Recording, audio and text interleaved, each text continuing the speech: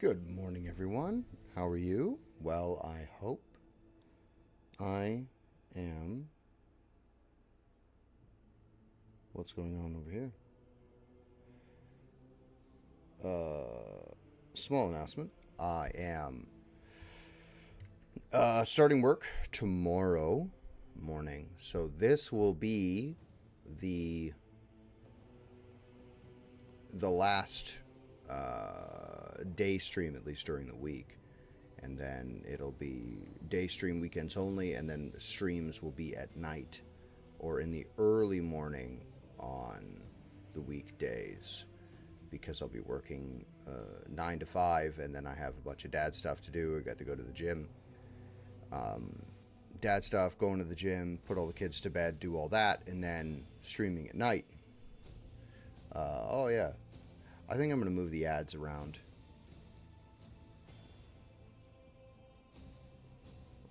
Because we're about to have an ad break here. But I'll just use this time to talk about my day. So yeah, there's going to be that changes to the channel. The channel will the certain streams will be uploaded to my YouTube. Right now, Rogue Trader, the first episode of Rogue Trader just was released on YouTube this morning. So if you they will be coming out every Saturday, Rogue Trader. All of our previous, not all, but those Under the Mountain playthrough of RimWorld, that is up. I also have a playthrough of the Legend Dragoon on YouTube as well. That's old, and there's some audio issues in that, so that's... but I have to re-record the whole thing. Oh, there's the ad.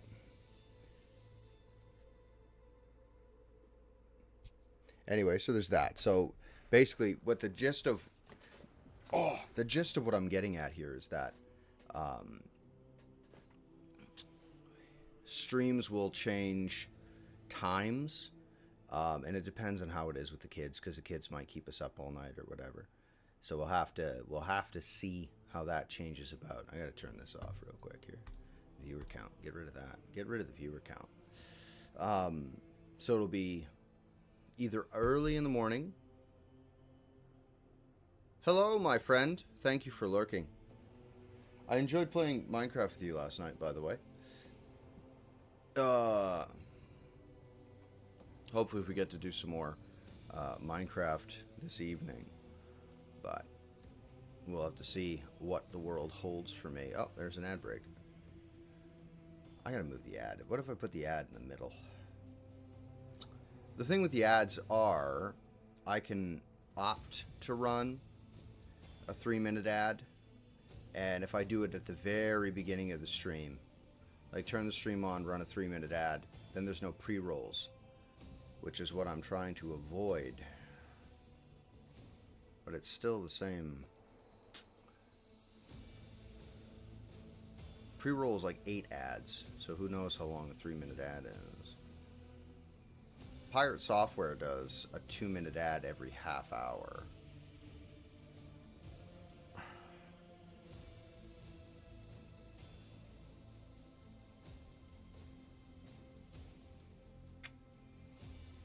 I had to figure out how these ads are going to go. I was playing Minecraft last night. I didn't give a shit about the ads. I didn't care. I didn't give a shit. The ads happened anyway, but I didn't care about when they happened, is what I'm getting around to here. I think I'll have to manually run them. Or just not give a shit about ads, period.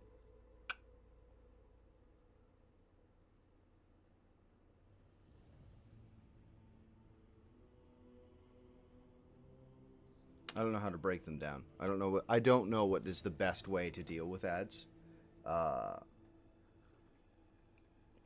Other than, give me subscribe to me. Then you won't get any ads, but it's a lot. It's a lot of loot. What is the price of a subscription currently on this platform?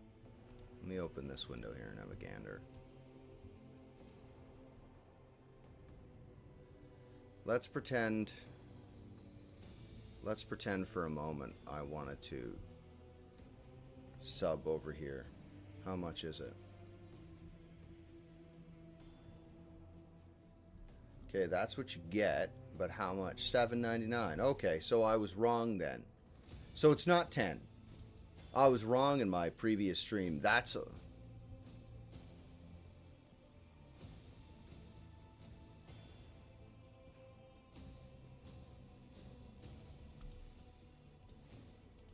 Is it because it's on a different platform? Like Apple?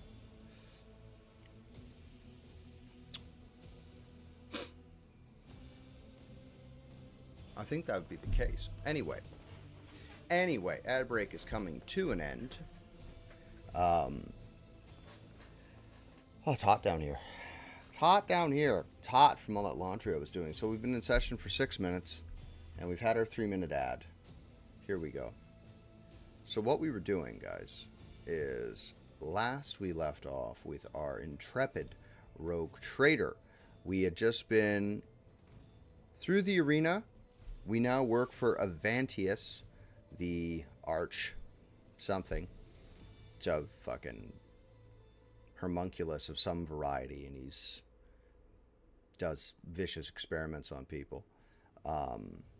Oh, we've gained a Space Marine. That should be the big one. He has Heinrich, and we don't know where Yurlit is or anyone else. The red-haired giant does not stop singing under his breath and does not seem to notice you, intent as he is on his bloody repast. I need your help. The prisoner looks at you expectantly without stopping his chewing, but the expression shifts subtly as if his affected crudeness of mind and manner have been replaced by focus and cunning.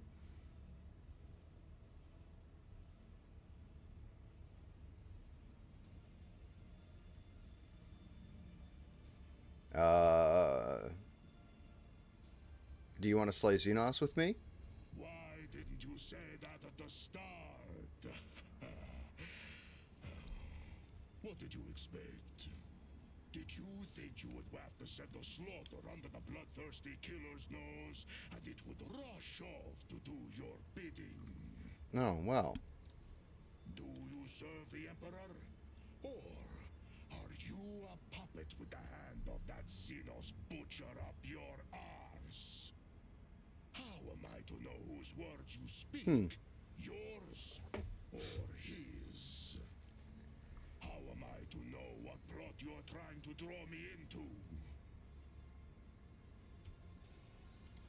I'm planning an escape. Are you with me? What would I be? You are a stranger. How can I trust you? You could be an enemy. Worse, you could be an idiot. Okay, sure. Are you a coward then? Afraid to come out of your cage? When I rip your insolent tongue out of your throat, do not ask this. Why? Sorry. Sometimes my speaker turns on. My Leviathan speaker will turn on. I don't know why. But sometimes the Leviathan will turn on, and then the sound supposed to be going to my ears goes to the speaker. Travantius gave you to me. Join my party. Well, if he gave me to you, step into this cage and take me. You think a filthy blasphemous Xenos could do whatever he pleases with me? Yeah. Come here, you wretch! You have hidden on the other side of those bars long enough! Come in here and repeat your filthy words so I can kick them back into your bloody, stinking muzzle! Okay.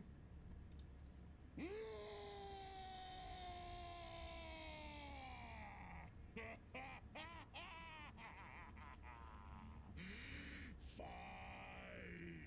You got a rise out of me! And from what I can smell, you did not soil yourself in the process. I respect those with courage. I can work with you. It seems Tervantius is not as clever as he likes to appear if he's letting me out of the cage. The joke is on him. Good steel I have already. But if we are going hunting, I will need my full skin. All right. Oh, these should be. The narrative should be narrated if we're gonna do this. Lost the bone key, gained some experience. That should be narrated. Okay.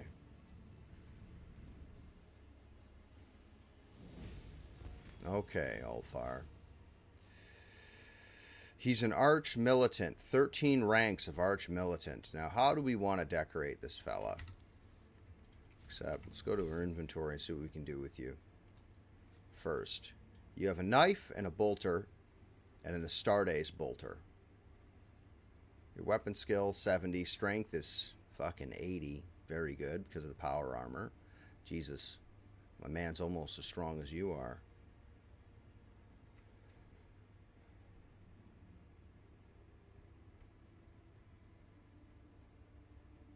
Kills. If an attack with this knife kills the target, the wielder restores 1 AP and can make an additional attack with this knife. I could just make you a fucking two-handed fighter. Get rid of the bolt pistol entirely, but that would waste a fucking ballistic skill. Well, he's got a ballistic skill over here. What can I do for you? Do you want a heavy bolter? Heavy bolter sucks. Could give him a multi-melta.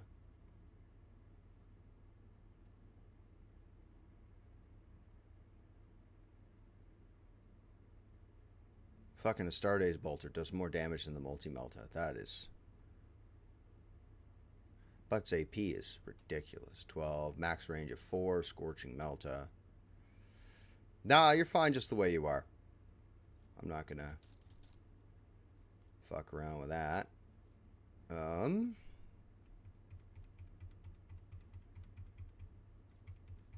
Carouse, he doesn't really need. He's not going to be next to anybody. Any ranged weapon minus salad also inflicts bleeding.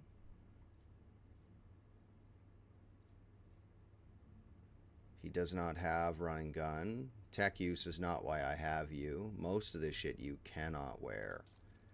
I will give you grenades though. 1 grenade, 2 grenades. Do you do Medicae at all?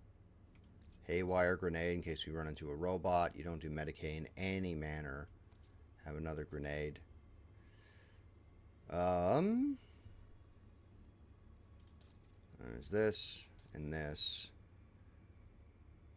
We'll have to see how you do with that. There's that. Paid Arena Beast Claws for that. So let's put some equipment on you here real quick, and as I try to figure out what I'm going to do with you exactly.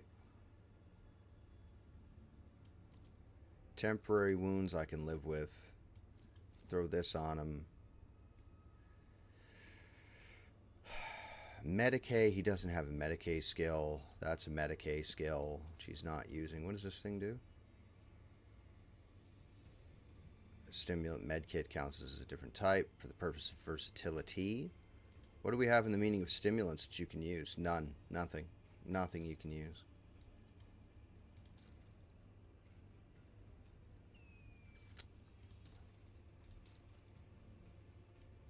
No helmet, eh?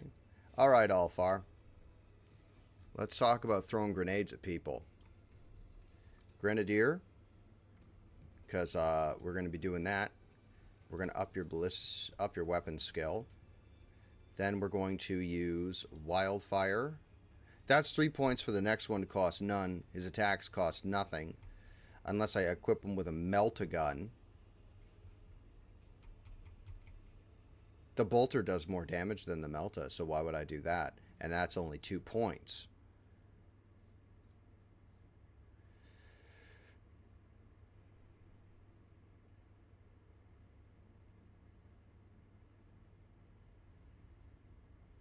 Huh?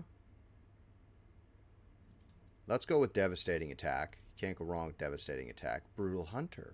Deathworld characters in 50% crit chance against targets with bleeding effect. There's going to be lots of fucking bleeding in this. Lots of bleeding, lots of burning. Every injury increases the Deathworld's character agility and willpower by 5. Trauma counts as 3 injuries. For axes, hammers, and lass weapons. Let's go with Brutal Hunter. And then we'll up your athletics so high. Let's up your demolitions.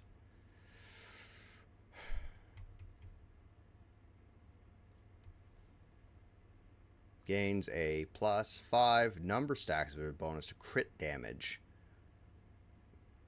This bonus is capped, cautious, or confident. Okay, well.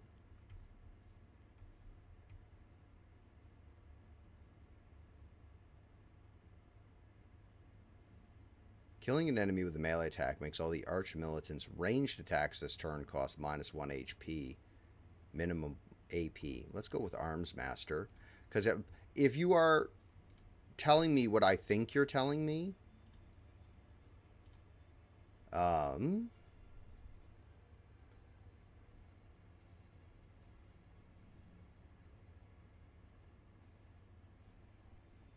Devastating Attack also reduces target's armor. Close quarters training can use two-handed ranged weapons within melee. Doesn't need that because he's just going to change weapons over.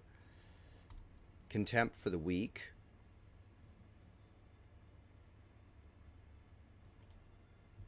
Let's up your awareness. Up your weapon skill. First time there is 0 wounds while under effect of either one of those. Till the end of combat, every attack gains a stacking. Till the end of combat, the Archbishop do not spend all MP. I'll take that so he can fight and move.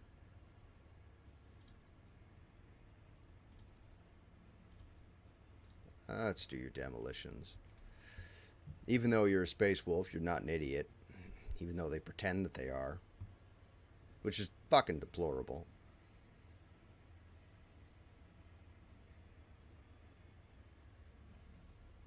Or their ally uses a heroic or desperate measures. The Archbishop gains +1/10 damage on all attacks.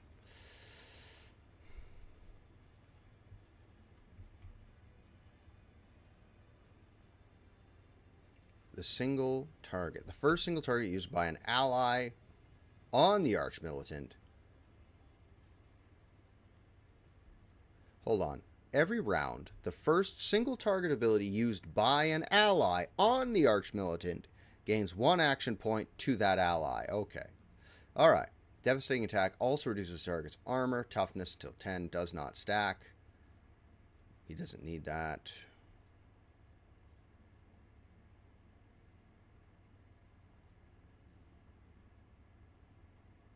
Any area attacks, both melee and range. Good morning, Van Sunny. It's going, man. It's going okay. We have unfortunately been caught in the employ of a Drukari mad scientist, and now we work for him. But we picked up a space wolf who I am sorting now, and I've heard not very many positive things about the space wolf character in this game. But I'm all right. Good news, you may have missed it. I got a job yesterday. On Friday. I went for my job interview. I did a drive test. Basically, I'm going to be a warehouse supervisor and occasionally doing deliveries, but that's not often. But basically, my job's to supervise a warehouse, so it's going to be me by myself alone in a warehouse and in an office. And I'm my own boss for a while. You know, there's other bosses I have to answer to and shit, but you know, that's going to be my job. So my stream schedule will be changing. So during the day streams, those streams are going to be exclusively to weekends. And if I end up doing streams during the week, it'll be early morning before work or late at night after the kids are in bed, late after work. So that's pretty good. I also get a lot of money. We paid a lot of money, so things are shaping up. Things are coming up. Things are coming up, Justin. I think. So I'm looking forward to that. Yep.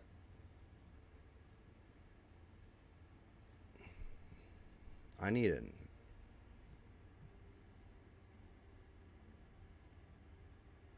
It is. I was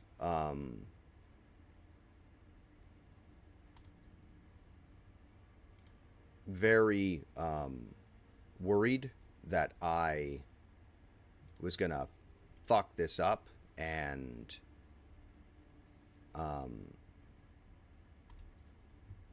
I was really genuinely concerned that I was gonna fuck this up, and uh, fail my family. I really was. Um,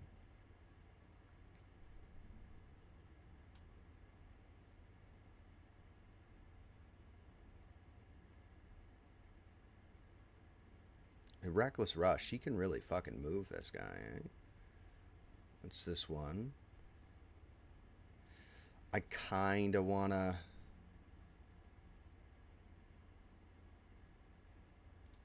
Let's go with Confident Approach. And then, what was the one? Critical Versatility. Let's up your weapon skill. Let's up your athletics. And then, Always Ready, because he's a Space Marine. Then his weapon skill, and that should be that. So, he is going to be frightening. Power of Honor. He has so much health. Um, I haven't heard anything about the DLC for Rogue Trader. I can tell you that we've been playing Minecraft a lot. Um, I played a bit of Minecraft last night, and oh, he even sounds like a Space Marine when he walks. Have a backup plan.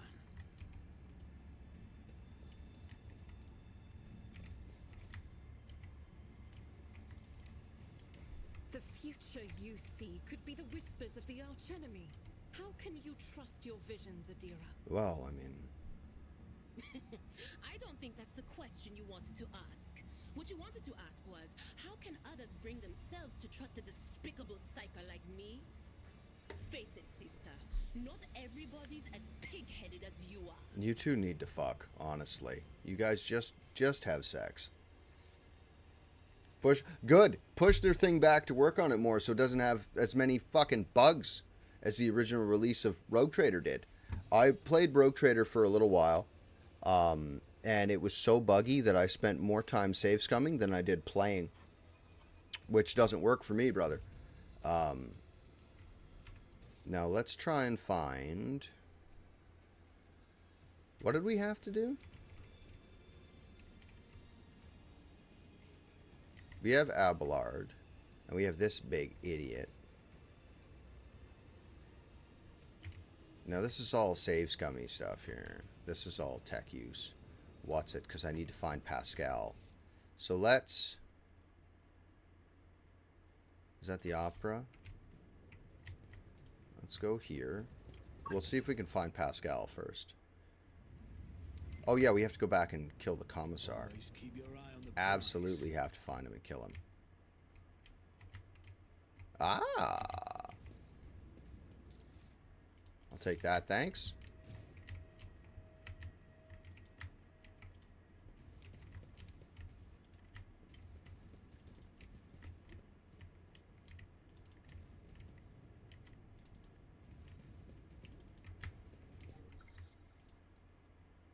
Oof.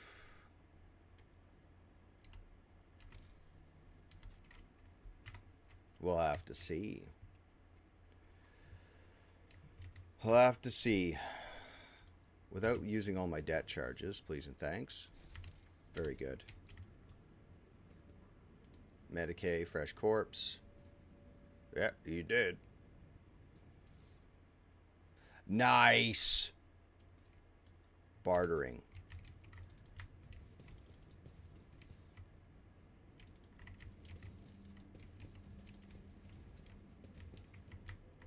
This place sucks. Oh, look. It's whatever that thing is. Do we get to fight it? Oh, it's running toward me.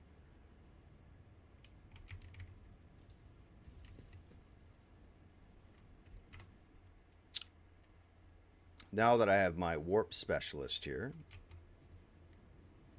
the beggar's corpse is disfigured by bony growths. Eyes, mouths, and tentacles are constantly appearing and disappearing in the ocean of his flesh. It is difficult to mistake warp distortion of this severity for anything else. Ah! We killed them both. I always keep my options open. Here we go. And we just surround them. The Eldari runs a hand over her face before turning to you. Her pale skin is tightly stretched over the bones of her skull. Her eyes have lost their glimmer, and her neck is stooped under an unseen burden. And yet you can still recognize her. Yurlit Lanavis, your former companion and the reason for your imprisonment within these dark walls. Yurlit glances at you, her eyes widening suddenly, but that is the only change you detect in her tense expression. Whatever emotions she may be feeling, she is suppressing them well. Ellen talk.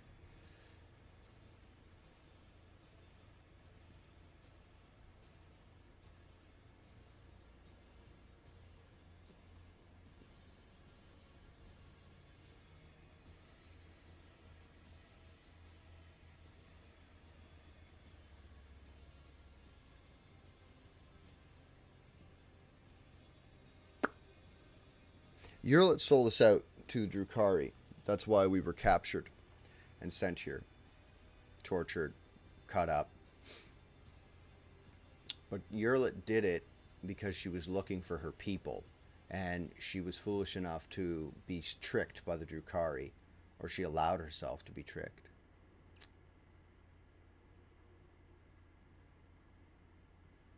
Alright. What's going on here? Step back, Elentok, Yurlit says in a trembling, barely audible voice. You have suffered enough. One of the Xenos who were watching Yurlit torture the silent victim steps forward. Did the Monkey come for a taste of pain? Then you must have patience. Our little guest is still so much suffering to extract from her first victim. Your prey is far from empty, Yurlit. Do not hold back.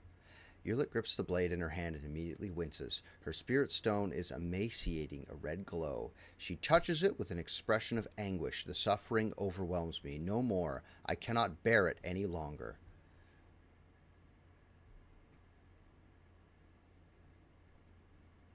I'll take a serrated fucking mono knife.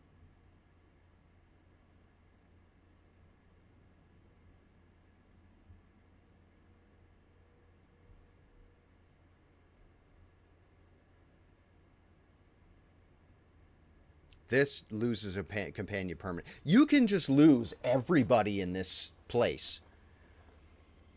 Wow, you could just leave everybody behind. Everybody I've had the option of leaving behind except for Argenta yet.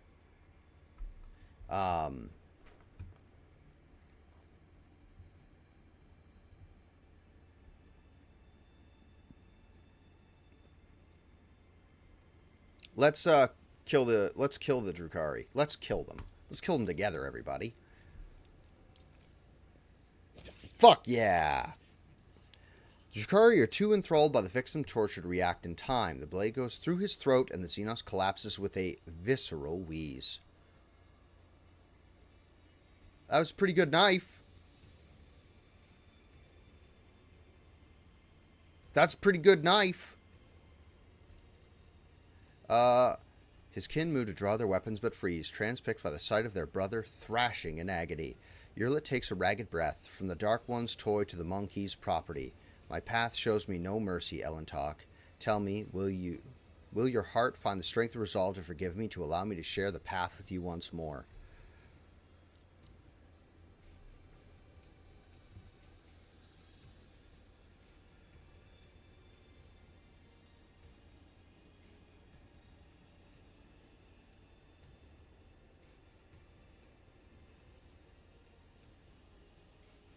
We will have a word about your deeds. Now, however, is the time to leave. Yurlet nods warily. You are right. Explanations and understanding are now ours to pursue, and yet your willingness to take me back astounds me, Elentok, and it frightens me in equal measure. Asuyan, heed my word. I will not fail your faith in me again. The spirit stone in her breath flashes and slowly dims. And now let us walk away from the nightmares that sink their stings into the darkest recesses of my ravaged soul. Give me that knife. No, give me the knife. Son of a bitch, give me the knife, not that piece of shit. Yurlet. Let's outfit you. Yurlet. 1 point available. Let's...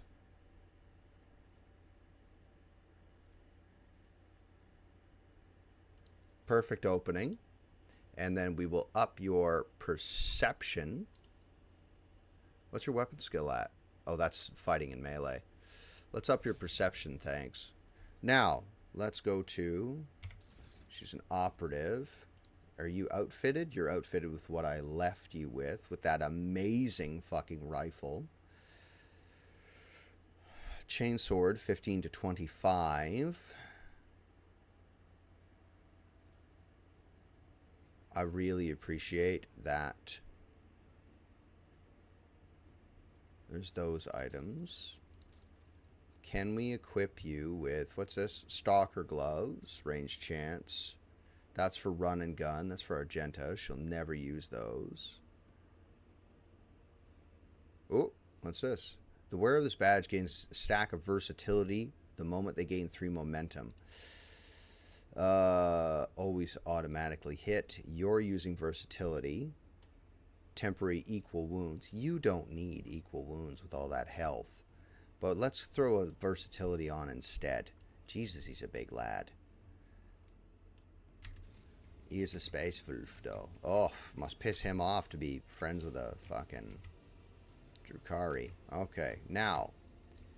She's not our tech use, is she? Now, we found him. Tech use 45. Your tech use is what?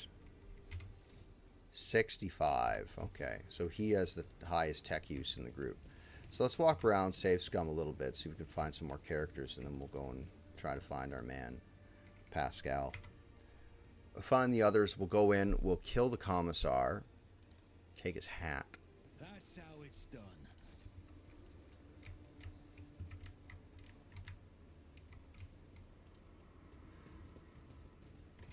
Quick save.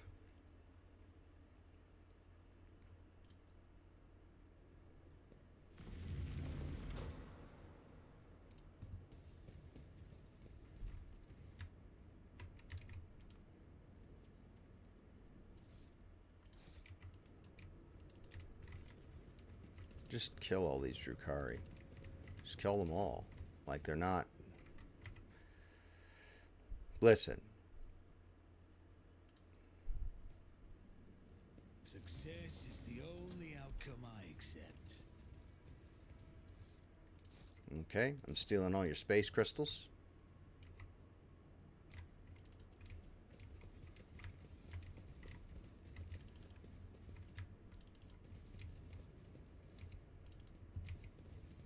Ah.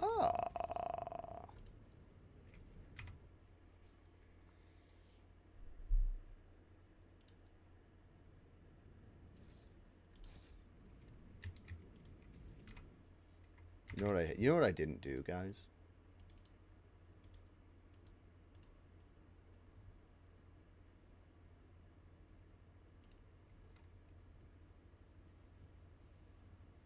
Alright, gentlemen, here you go. That's for you. I made that. Go like that. And then, he's still sleeping. Like that. Okay.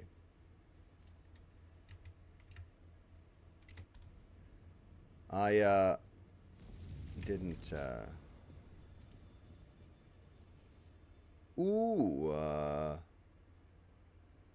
the wearer's melee attack damage is increased by...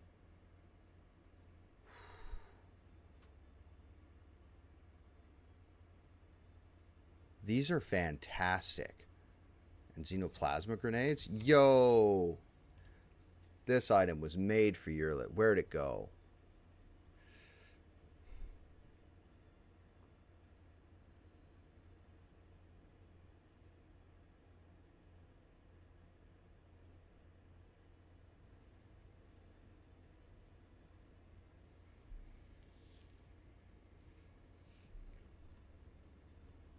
It's...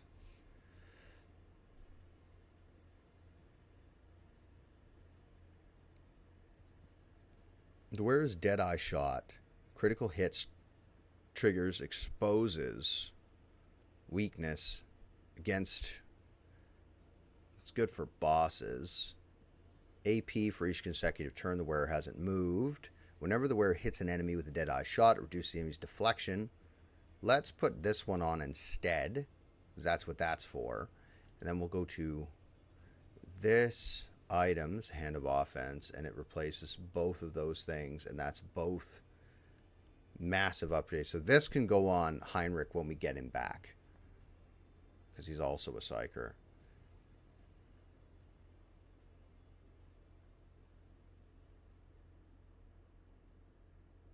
All allies gain temporary wounds, armor until the end of combat. That seems better than all skills up. 25 to fucking persuasion, though. That's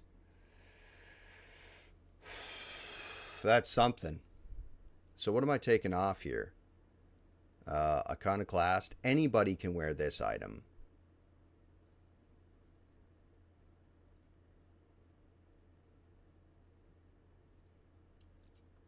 Let's put that onto the Inquisitor's ring. His stats are still good, but his persuasion is much better and momentum.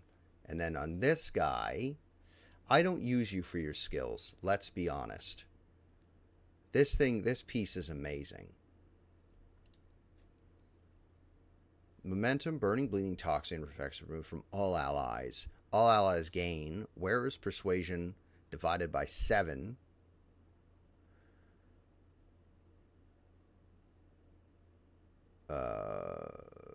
Temporary wounds plus the wearer's persuasion percent armor until the end of combat. That's a bonus for everybody, which we need. I really wish we had gotten... Oh, I already had one. I already had the knife. Wow. Okay, I guess.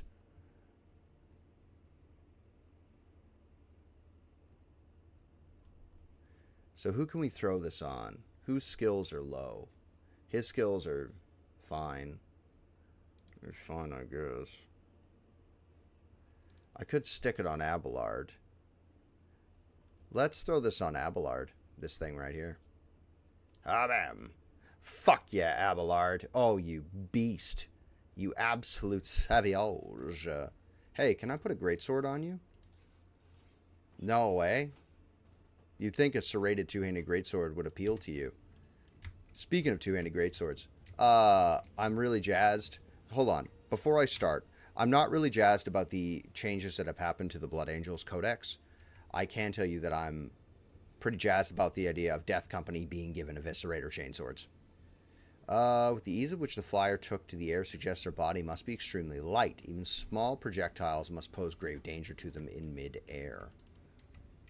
Rise to the top, or get left in the dust. An exceptional monkey. They mean me. 55.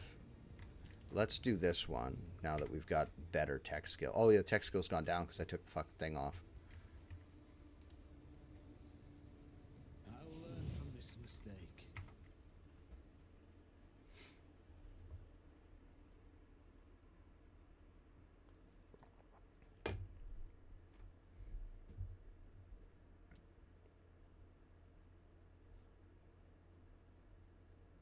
Oh, it's a high UV today. Oof, I hope my boy's wearing sunblock.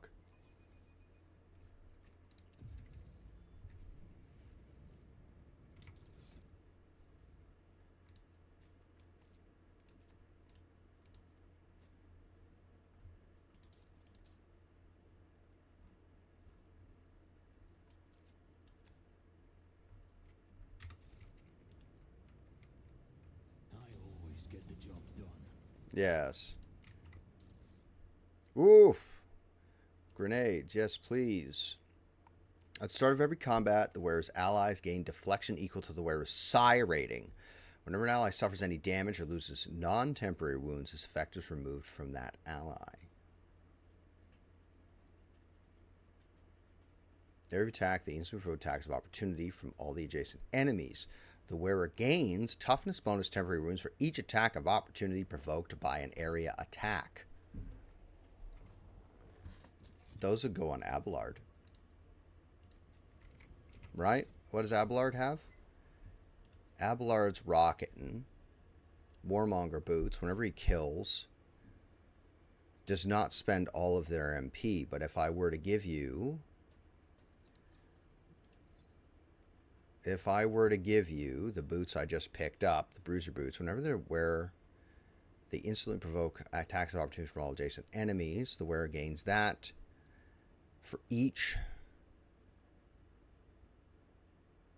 toughness temporary wounds for each attack of opportunity provoked. So if he gets attacks of opportunity against him, does he then get attacked? No.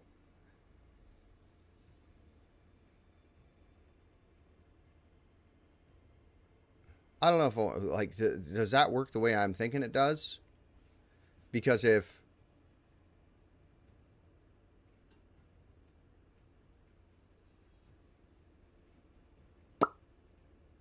Every attack, they instantly provoke attacks of opportunity from all adjacent enemies. Does he get to counterattack attacks of opportunity? Do you know what I'm saying? Do you know what I mean?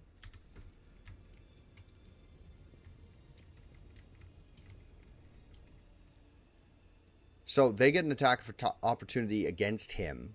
Does he then get to attack of opportunity them? Because that's what I would do with that. You know?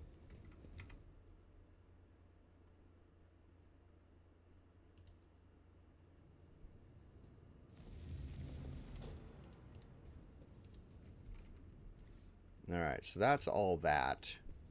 So we have this. We have the thing for the psi rating, but I think Adira's equipment is good as it is.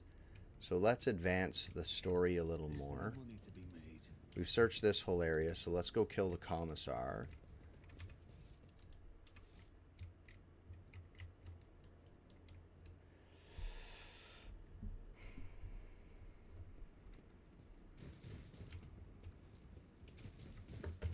And what's now going to be a very easy fight because I have a fucking space wolf. In theory, I should have an easy time because that's one of the Adeptus Astartes, and the space wolves are well known for their abilities in close quarter fighting. Also, they don't care about collateral damage, so hopefully, you know, this works out, because we're in the perfect place for collateral damage, because who cares if any of these people fucking buy it? My brothers and sisters, it's time for you to meet our greatest ally, rogue traitor Justin von Valancius himself. As part of the resistance, I ask, how can we fail with some so mighty fighting on our side? The maleficent Xenos have already tried to kill him in the arena, yet their efforts were for naught. The Emperor protects. The Commissar gives his inspirational speech while looking you right in the eye without a shred of shame. His word draws smiles of amazement and exultation from the people around him. You have never seen any of them before. Traitor, you condemned them to death. You lied to us, and now I have come to exact retribution. The Commissar's smile becomes unpleasant. Sister Argenta, what are these accusations I'm hearing? Could it be that the horrors of combat have rattled you so?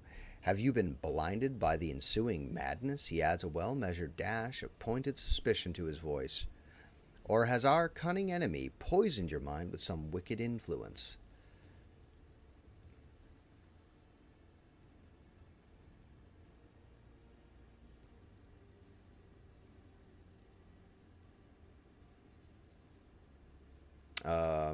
Say nothing and do not interfere. In the name of the Emperor, I sentence you to death. Ikeo Sotany, for the betrayal of every soul you sent to slaughter with sent to the soldier with Sergeant Vastages. Vigages? My brothers and sisters in arms, we've been betrayed to battle. Let us spill the blood of he who obeys the unhallowed whims of Xenos for the Emperor. Beg for mercy, but I will grant none. Crush them! I wonder if he's a psyker. Adira, go here. Argenta, go here. Yeah, you can get the most guys there. Space Wolf, go here. Go here. Abelard, you're perfect. Right there.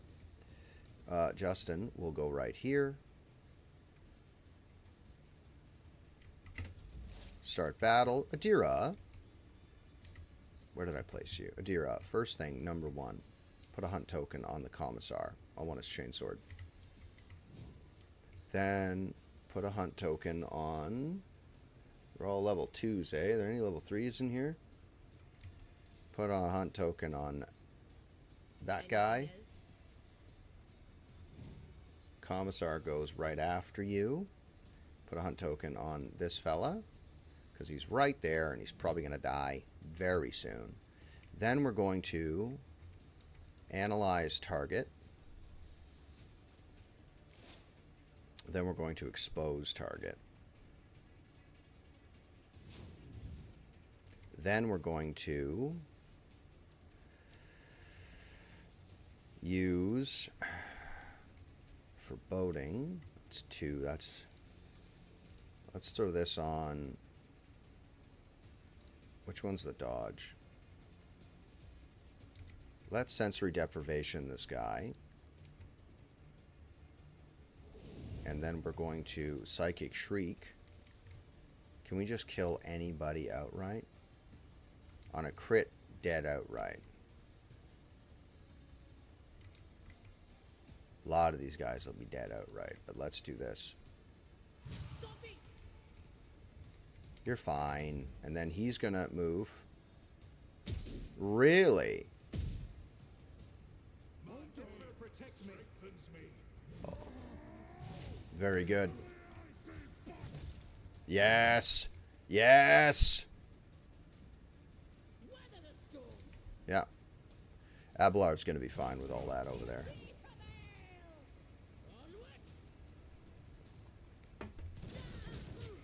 Yeah, this will be fine. This is going to work out for everybody. Justin, I will get you to first place a target on this front here. Then I'm going to get you to charge to here. I'm then going to put strength on... Can't reach anybody. Well, then you just have to put the strength on yourself. 1, and then I'm going to get you to put... Stab him. That guy's dead anyway. Let's not waste it, though. Let's fucking stab this guy to make sure he's dead in the first turn. There's that. Then we're going to cast regeneration on nobody. Guess I'll have to cast it on myself. Like that. Then incinerate. And then orchestrate flames. And then endure. There's that. Alright, you're lit. Let's put you in a spot where you can hit multiple opponents at once. First of all, we're going to expose the weakness of... Who will we kill outright if we hit them? Let's do this Zealous Thug first. If you move to here, expose weakness on this guy. Then this. Put a target mark here, please. Then I'd like you very much to put a round in him. Like that. Then I want you to elusive, because I want everybody targeting Abelard, and then I want you to put a shot from this guy straight on. Why is it going that way? That's weird. Whatever.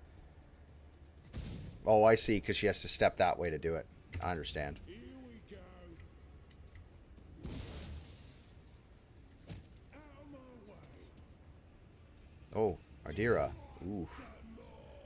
Let's make it quick. Pile in on Abelard. That's a fantastic idea. Alright.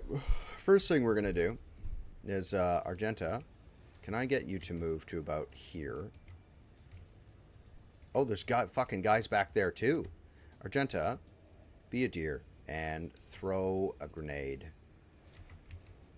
here. Rejoice in battle. Like that. And then I'm going to get you to Wildfire. So that will cost nothing. So let's do this. And that should kill everybody outright if we do this. Fucking Argenta. Then I'm going to get you to spin about.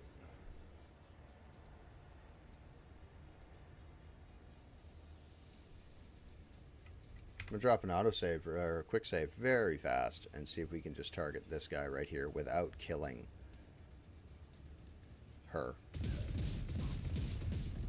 That's better. At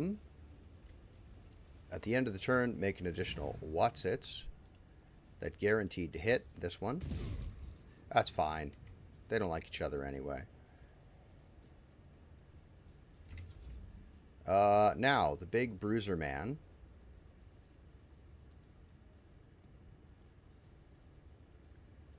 He's got charge, but all this shit's in the wrong order.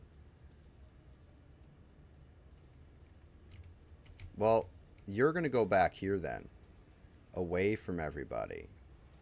If I press charge with you, and I try to get you to charge, you can make it through that space, right?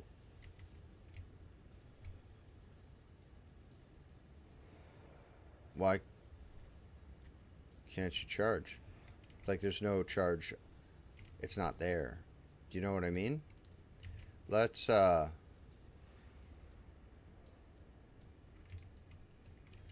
trying to find it. So what if I just moved you right to here, say? And then I got you to charge to here. Those guys are dead. Let's charge to here. That's your charge. Oh, okay. Okay. Kick that guy to death. That guy's dead for sure. And then turn around and do... this is rapid fire. Double rate of fire and deal 25% less damage. Random trajectories. That doesn't sound great. Let's use devastating attack. And then we're going to rapid fire this way. Okay, yeah. Space Wolves, if there's one thing Space... So he gets 2 attacks a turn. Okay.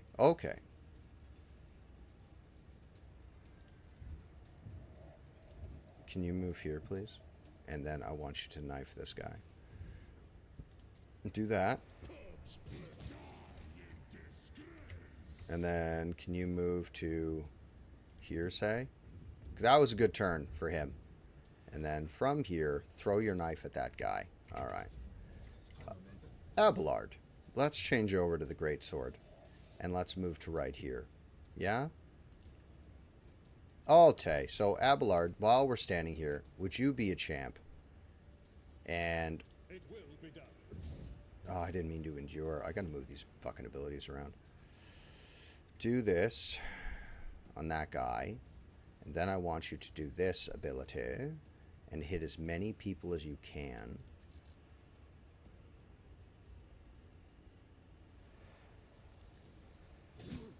Like that. And then I want you to do this. So they will do that to you. Abelard, if you do this, you can just kill them all. Right? I took care of this one. We can just do this and finish the fight clean off. Follow my lead.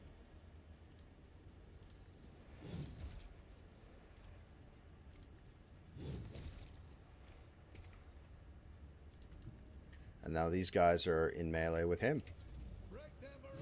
That guy's fucking hurt. At the ready. He's dead. Oh, there's more. They get reinforcements and whatnot. Well, what a shame. What an absolute shame. So what I'm going to do is this, that, and then I'm going to do this. And then I'm going to do...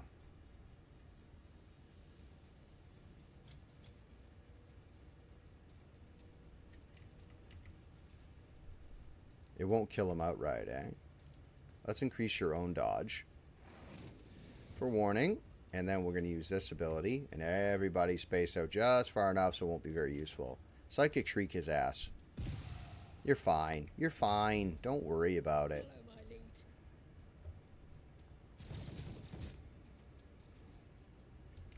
lead.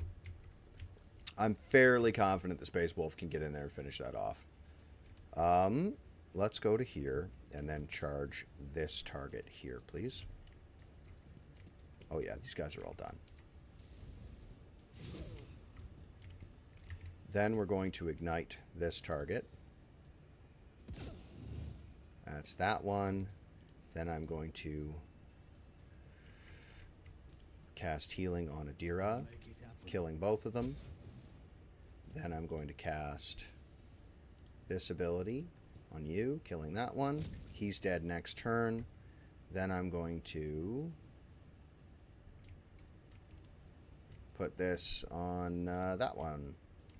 There you go. From here, dead. That guy's dead. That guy's dead. That guy's dead. If you move to here, do you think you could put a shot through? Could you hit both of these guys? You could. So let's do the precise attack to get rid of their cover efficiency. Let's go with...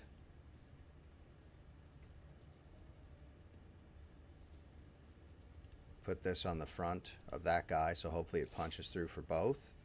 And then we're going to use this ability and kill both of them. Ready? Watch. 2 for 1. Like a fucking snooker shot. And then this guy on his turn.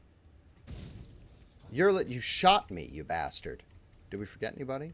Is there anyone else here we're forgetting? Oh yeah, there is somebody we're forgetting.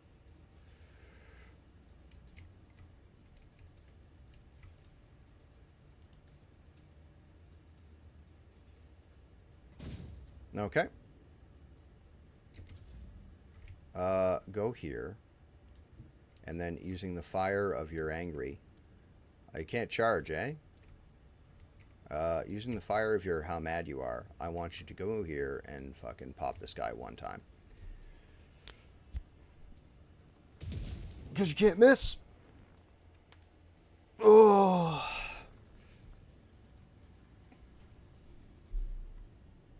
So wait, the commissar was a traitor? Seeing him as a rogue traitor disposed of him? Yes. Yes, he was. So who's in charge now? The rogue traitor. Kneel, all of you. Hail his lordship von Valancius. Well, thank you, dude.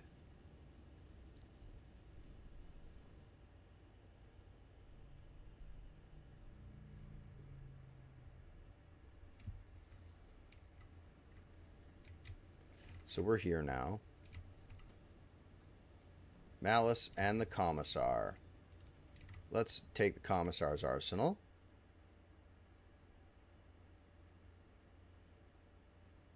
Base int, weapon skill, and ballistics.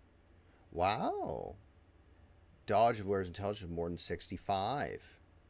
Efficient body glove. Almost as good as the armor I'm wearing. But it doesn't do anything for me. Press the advantage. They and their allies increase their resolve by 2 for 2 rounds. Luck thickener. Thick luck. Every time there's area of attack, resolve in momentum. Triggering a psychic phenomenon that restores wounds. Siren. That's not bad. Gasp. Fellowship also grants critical hit chance, both leaving the wearer and their allies. If only one of the wearer's combat tactics is active, 20% int and fellowship. These are excellent items.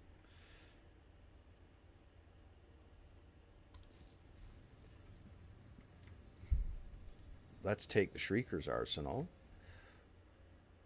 A shotgun, combat shotgun, sharpshooter boots, armor pen, headhunter light,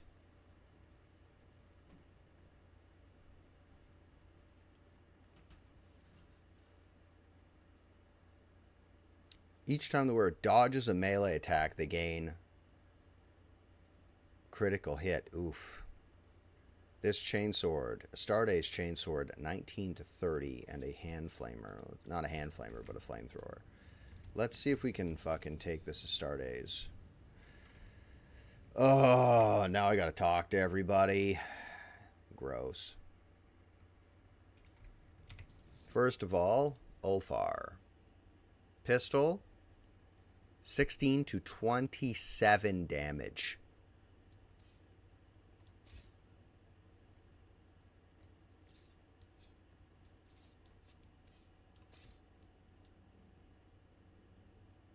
$19 to $30. Sending order. Combat knife. So he can't. Alright. So then there's just the Astartes knife. Can you trade these hands? No way. It's a fucking left-handed sword with this fucking little backblade on it. Okay. Okay.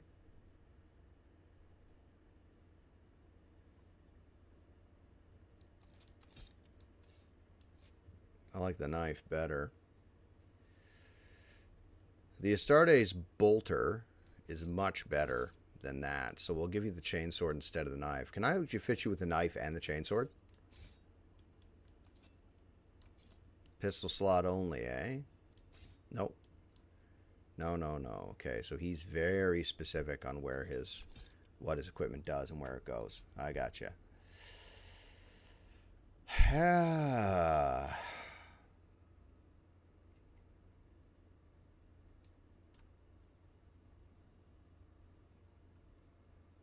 Boots. Oh. I didn't even see that there was an ad break, guys. I'm gonna I'll sort in the inventory while we're awaiting through the ad break.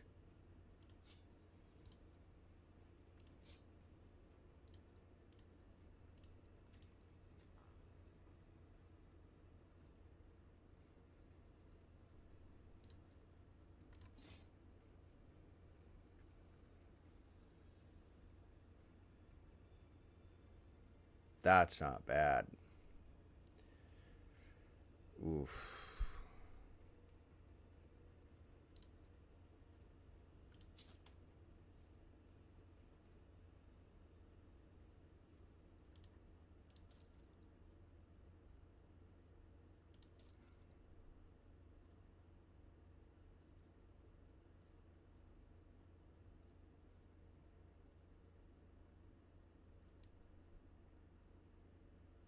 Alright, so she's doing that. Now, I saw some rings here. Air attack, resolve, and momentum.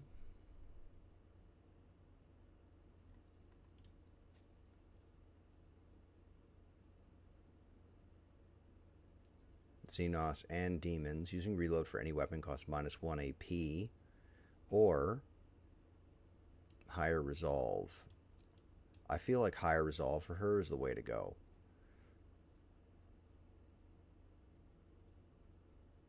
This I'll put on fucking Heinrich. Where's psi rating? His psi rating is 3. Deflection 3. Bleeding burning toxin by 2. Let's check out all these fucking boots. Pyromaniac, Sororitas boots. No one's using those. Let's cut this down. Fireproof cape. No one's wearing that. Grenadier's cloak. Deals attack of opportunity.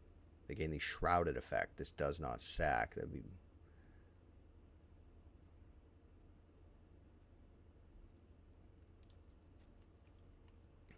%10 parry reduction and +5 AP.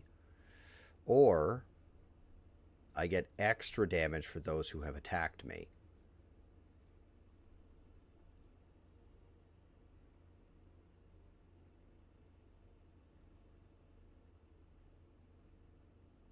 Each heroic act used in battle increases the wearer's dodge. Oof. Whenever the wearer is now, they gain the shrouded effect. What? When becoming the target of an attack, they automatically dodge.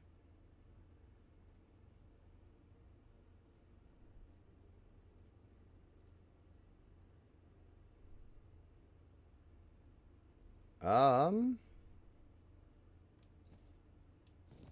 really feeling 15% bonus damage against enemies that dealt damage that wound, especially if he's going to be locked in fucking melee with a group, which is what I use him for anyway. Is the ad break done? Ad break's finished. Sorry, those who were watching didn't miss the ad break. I was just sorting inventory. I didn't talk to anybody.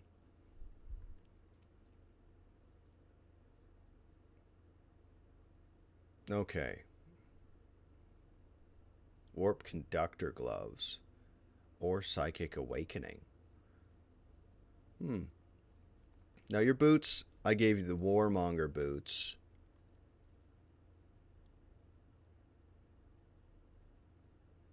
All allies. He's never near allies. Defensive boots. Double their cover. What is this? Didn't move. Doubles their cover efficiency.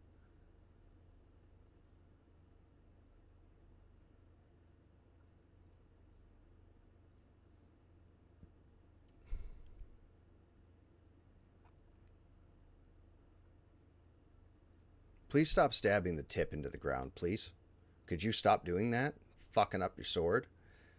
Whenever the wearer chooses an ability, an ally's target an ability, the wearer... No. So he's sorted. I think he's going to be a little more dangerous that way. Your boots deals damage to an enemy. The wearer has 25% chance to get movement. That's not what I want you doing. I don't need you doing that. What I need you to do is...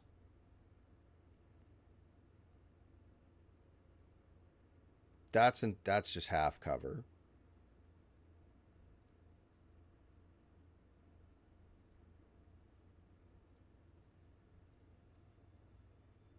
Let's throw these sharpshooter boots on you, because that's what I use you for.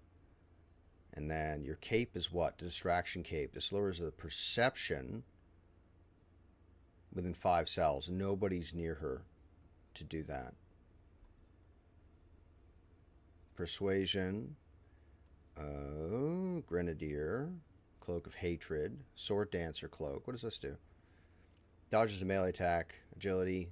Bonus to their crit chance till the end of the next turn. That stacks.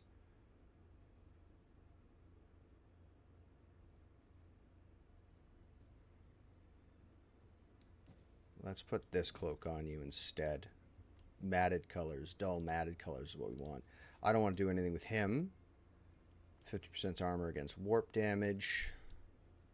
You have a backpack, extra burst fire, and you've got the Cloak of Retribution, and this is entirely too useful to have this little tank on your back to help you do the what's-its. Okay, so now that we're back, we're going to have a conversation. First, we'll have a conversation with fucking Ulfar. Oh, he just sings all the time, guys. That's the thing. Let us raise our cups at Vater, in honor of deeds accomplished and in expectation of those yet to come. Okay. Why do you call me Atvater? This is the name given on Fenris to our pack father, a commander or captain. An Pt.24 answers to a Jarl, the commander of a great company. Since you are the one who commands your crew, and I follow you at present, Oh. I am granting you the honored title of Pt.24. Thank you for this honor. Be worthy of it, and see that you do not disgrace this glorious rank. How are you planning on getting out of here? I have had a few thoughts on that score, but don't try to pry them out of me. When the time comes, I will share them with you. The giant space marine casts you a sidelong look, grinning broadly. Wily self-satisfaction is writ large across his harsh features, though he tries to hide it. Perception fails. It appears this warrior, the Emperor's Angel, is blessed with brute strength, but he is neither cunning nor ingenious. That's not. Fenris, you Stand by. No. Where's that fucking perception bonus? Give it to me. We're putting on perception stuff. We're boosting our stats. Oh, my face is itchy. I need to shave. My face is itchy and I need to shave. That's what's going on. I'll shave before I go to work, so I'm not being annoyed by my fucking facial hair.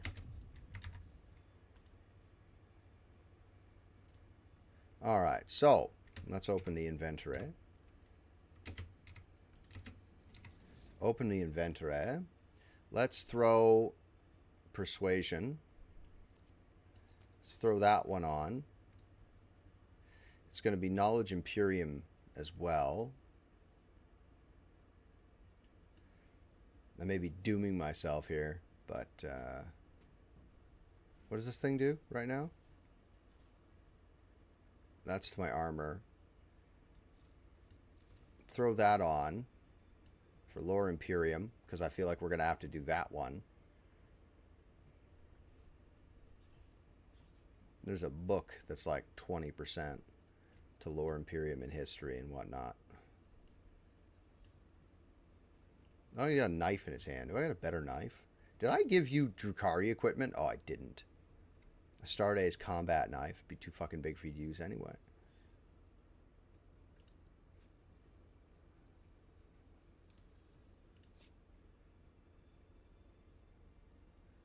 Toxic knife. Sorry. Add to cargo. Heavy great swords. Power claymore. Oof. Protector of the Faith. Ooh. Kind of want to give her that, but then I lose the flamethrower. I could give her a flamethrower, a flamethrower bolt pistol, and a greatsword, and that would be fucking hilarious. Although that bolter's really good. It's a shame. Anyway, sorry. I got distracted here. Drop a quick save. I will perceive you, you tall son of a bitch. Why do you call me that? Thank you for the honor. How are you planning on getting out of here? Continue. Still failed the test. Okay, well, fucking don't worry about it. Fuck you. How are we getting out of here, you son of a bitch?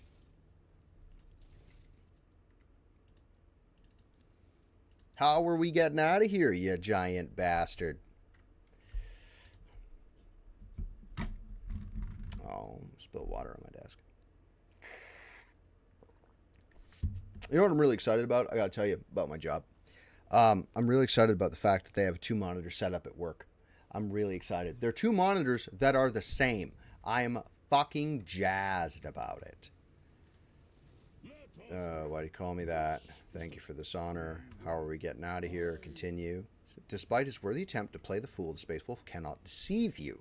Alfar does not fully trust you and is carefully observing your reaction. Okay. Why do you devour your enemies? Why do you think?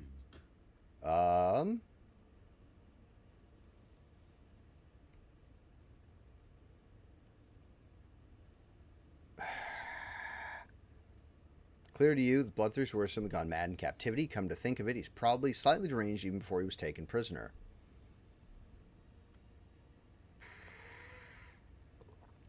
This annoys me. Is it a means of tricking your captors, pretending to be a monster? Partly, yet fetter. It is true that I have led the puny Xenos on a false trail to dull their vigilance. But that is not the only reason. Okay. Do you know of the implant called the omophagia? It is one of the blessings the All-Father granted to his Astartes. Nerve nodes that connect the stomach walls and the spinal cord allow me to absorb information from the genetic code of the flesh I consume. So, in real life terms, I do not know how that would at all in any way be possible to do that. Not a doctor or a scientist. I pretend to be one on TV. But, fun fact, the Blood Angels have an overactive omophagia. And they often would consume the dead. In fact, during the Terran unification, they were known as the Revenant Legion because they would eat their own dead, and it was often stated that the commander of the Blood Angels Legion at that time, before they met Sanguinius, was actually like 6 or 7 different people. The commander would die, and then his second in command would just eat his brain and then gain all of his knowledge, and then on they would go with that. I have slain many Xenos and feasted on their flesh. My captors have watched me do it and taken glee in it, while I have been gathering information and planning my escape. Tell me about your brothers, the Space Wolves. Also, bars don't hold Space Marines, as some chapters can spit acid. Like they have glands that they can conjure up an acid where they can spit it on the bars or restraints to free themselves. Not everyone is granted the right to ask such questions. But you, I shall allow it. What do you want to know about the Astartes from the glorious Fenris?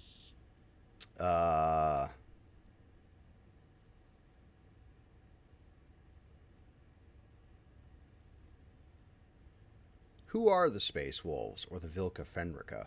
Vilca Fenrica. That is our name in the old tongue of our world. We are the fiercest of the All-Father's warriors. His executioners. His retribution. Self-proclaimed executioners. Our fearless Wolf King Oh. is Laman Russ, son of the All-Father. Our world is Fenris, and our home the Fan, which rises from the world's spine into orbit. We are the thunder in the bloody storm of battle that calls to us. That is who we are.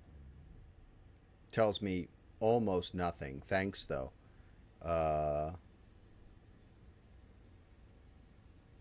You Fenrisians seem to bring wolves into everything. You are not wrong there. Every other word out of a Fenrisian's mouth is wolf. Funny, because there are no wolves on Fenris. But there is more to our spirit than grim destruction alone. In the Hall of Heroes, we hold feasts the likes of which you will see nowhere else. To thundering laughter, we raise our horns, tell our sagas, and honor our glorious fallen. Huh. Though the body of an Astartes is built to be immune to the effects of drink, we invented a way around this taboo. The mead we brew can overcome even our blood. It makes us drunk and makes our feasts jovial occasions. Mead. You can brew it nowhere else but on good old Fenris. No other world is home to such poisonous plants.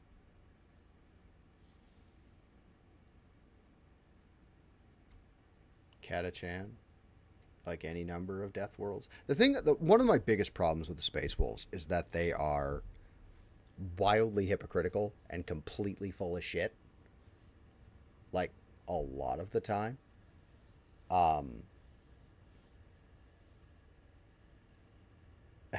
like when during the first war for Armageddon, when the Space Wolves had to go with the Inquisition and the Grey Knights, they're like, "Hey, don't slaughter innocent civilians," and then the Space Wolves will then, in the same, like, in the same breath, Space Wolves will absolutely fucking massacre civilians, especially after they've surrendered. Like if there's a rebellion, which is often, if there's a rebellion and the Space Wolves clean it up, they will absolutely butcher the population after they've surrendered. But then, hey, those guys saw demons.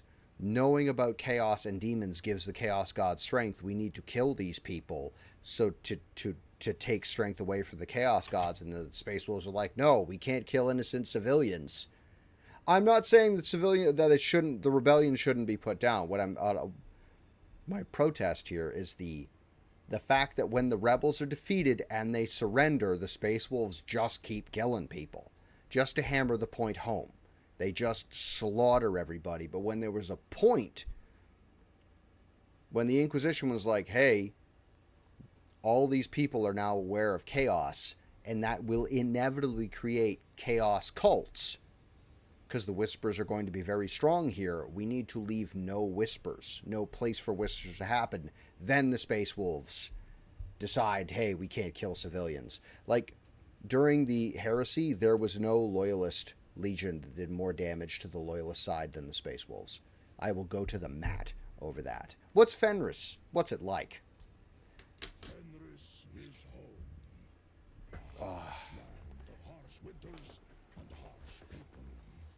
When comes the hell winter, a fearsome season of frosts, the merciless world sea freezes. Ooh. Great white bears, snow worms, and ice trolls go on the hunt.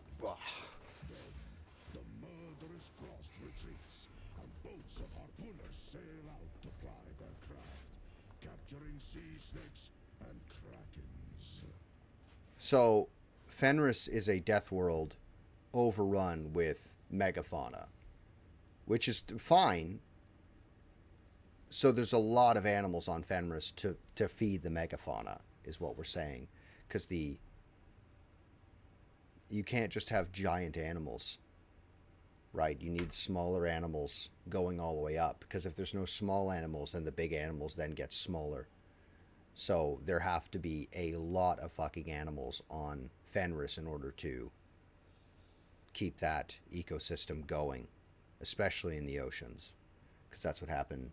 Carcharodons are fantastic. I fucking love the Carcharodon Astra. I love them. I love them. I think they're great. And then comes the season of fire. Volcanoes awaken. Waves wash over whole islands. And only the land of Asaheim offers salvation to those whose blood and grit win them the right to live upon it. Clan fights clan. Crows circle over battlefields. And wolfhounds rise up to the sky. That is my beloved home. There is no place in the universe like it. Which is true.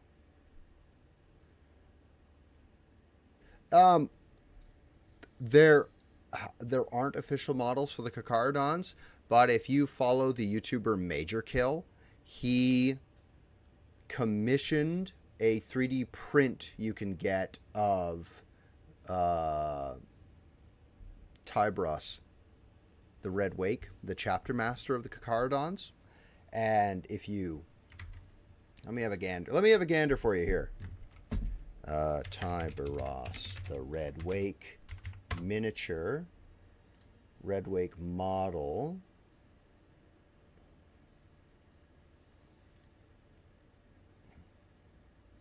Ah, yes, the Shark Daddy.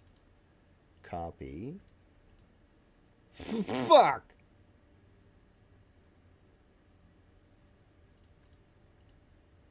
Here. I can post links in chat. You guys can't. But that's for, that's because people would spam me with, like, things we don't want people seeing, you know. So, yeah, there's that. There's the guy. That's the closest thing to an official model we have for Tyberos.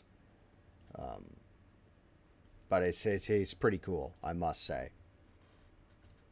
Tell me, Pt.24, what is the most fearsome foe on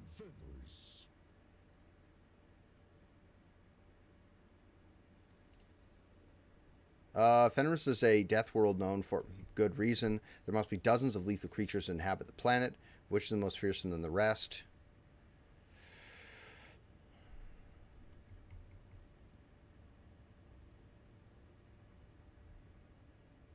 Humans are always the most treacherous foe. The most fearsome foe is treachery. An answer carried on the wings of the Raven of Wisdom. We know much of the terror of betrayal. Know now the name of the most terrible of all traitors. Lehman Russ. The curse of the wolf. Why are you telling me this? The most terrible foe on Fenris. In the heart of every brother, there lives a dark beast, bloody and forever ravenous. He hungers to kill, not for glory or duty, or his battle brothers, but solely for the sake of killing. For he who falls to that dark beast, there is no joy or thrill in slaughter. There is but dull rancor.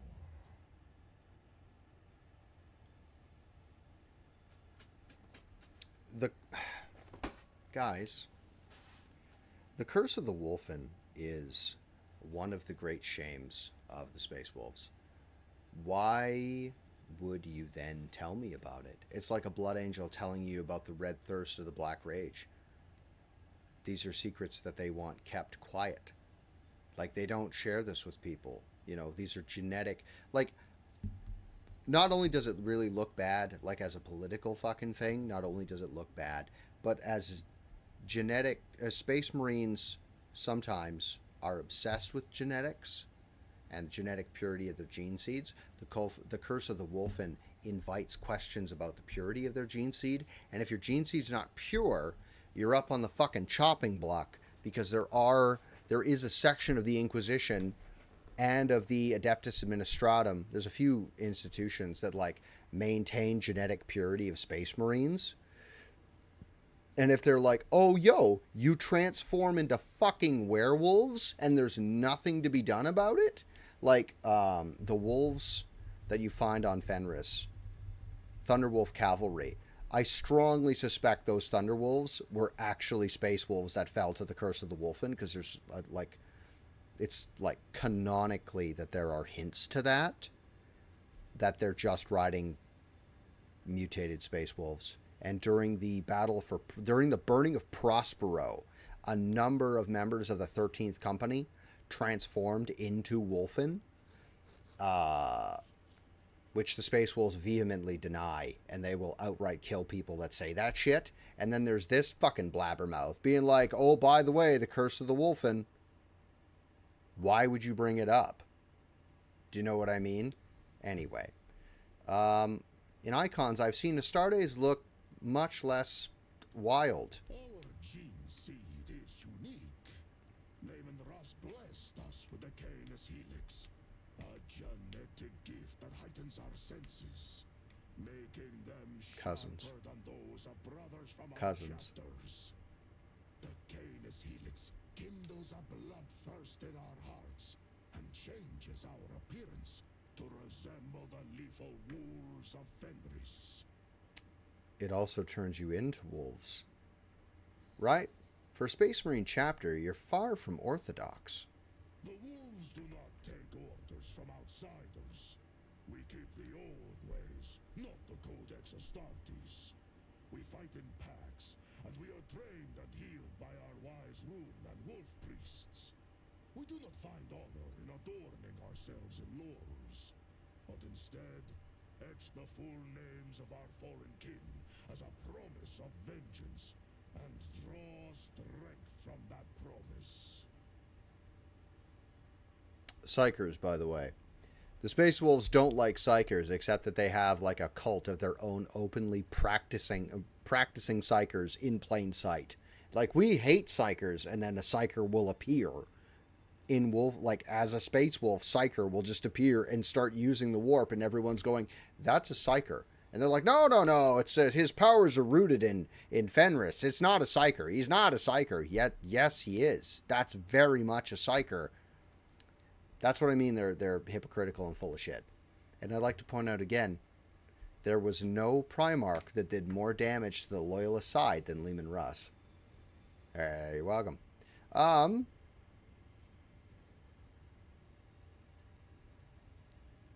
What do you believe in? We believe in the great wolves, Yeah. in the deadly black mane and fierce Drakan the thunder wolf, in redoubtable Hagar the mountain wolf, and in the bloodied hunter, in the wolf that stalks between stars, who follows us wherever we may go, and in the uncanny two-headed Mordkai, guard of the realm of the dead. Only the great wolves show us their favor. The others are more malign, but each teaches us a lesson. For that, we praise and honor them. So does that mean you do not believe in the immortal Emperor of humanity as a god? I don't think they do. The All-Father is not a god.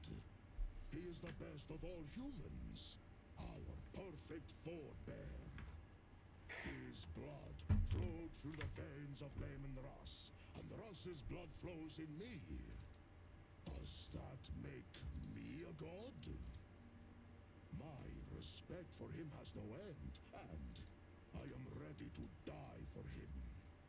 But what place does faith have here? Is the All-Father like the massive iron wolf, whose every tuft of fur forms a mountain on the surface of Fenris? Or is he as enormous as the Sun Wolf, which rises to hunt every morning and fills our world with light? The All-Father is not a god, but the highest of humanity. Ordinary humans struggle to grasp this, but we, his warriors and offspring, remember the truth. I also believe the Emperor is a man and not a god. It makes his deeds all the more glorious. Battling gods is child's play when you yourself are a god. But if you are a man, now that is the stuff that sagas are made of. What else do your wise priests do?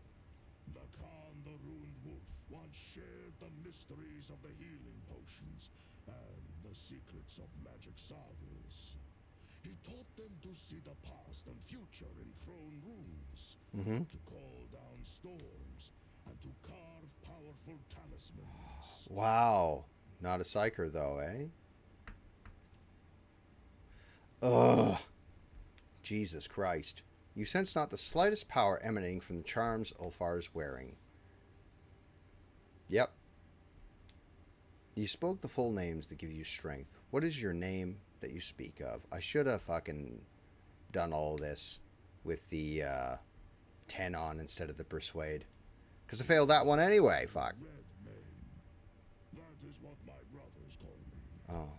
Alright. Do you? Sure. Just, oh my god.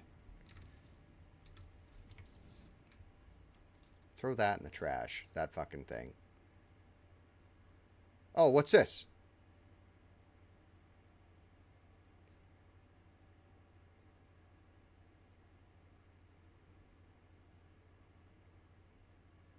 What does this do?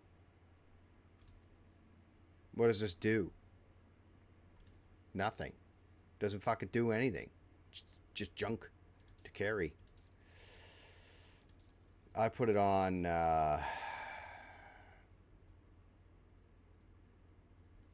over here, put this back on him.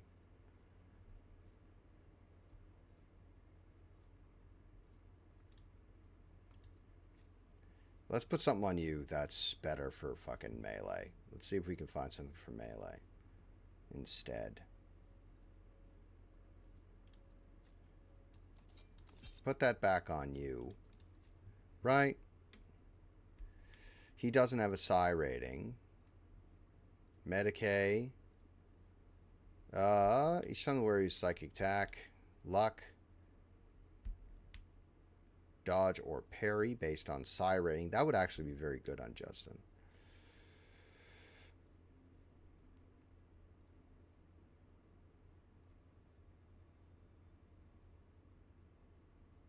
He doesn't use medkits. I don't need it. Tech use. Where is melee attack? That's for, what's his name? The guy.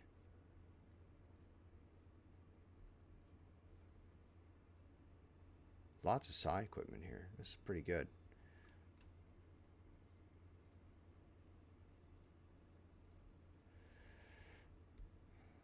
Stimulants, which he's not using. Run and gun.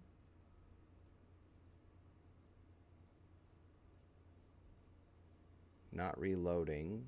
Medicae. What's this thing do? Carouse.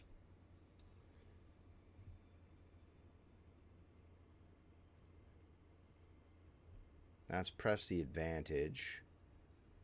Maybe.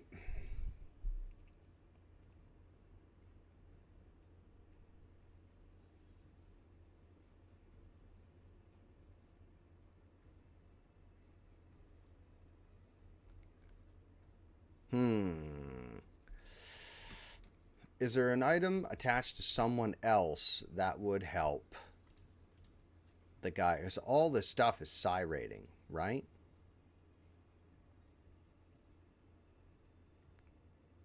So, minor psychic power, okay, plus thick luck. Let's put this on you instead of the persuade ring. You don't need persuasion, right? You don't talk to anybody. You use AoEs. That's Lore Imperium. Let's re-equip. Let's put a flashbang on you. Take this fucking fire grenade off. Put that one on instead. Here's a fire grenade. That's plus 10 to all skills. That's 10 to all skills. This doesn't do anything. This thing is very cool. The Immaculate Servo Skull, but doesn't do anything. When it says spread the glory, what does it mechanically do? Let's go to Rogue Trader.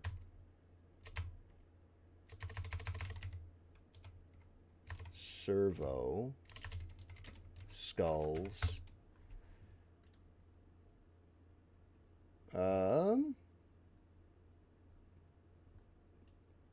List names and accomplishments. Interact with dialogue.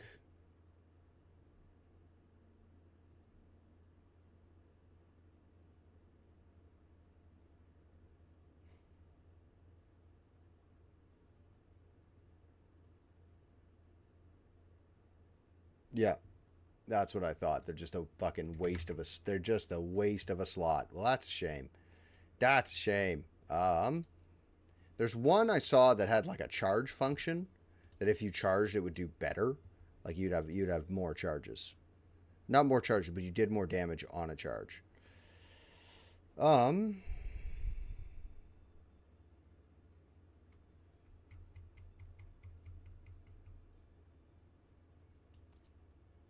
Oh, that's this thing. Toughness, if their intelligence is low. Warp Ring, Mystic Ward, After Psychic Phenomena. Melee attacks increased by that. That we can put on flame weapons by 3%. Oof.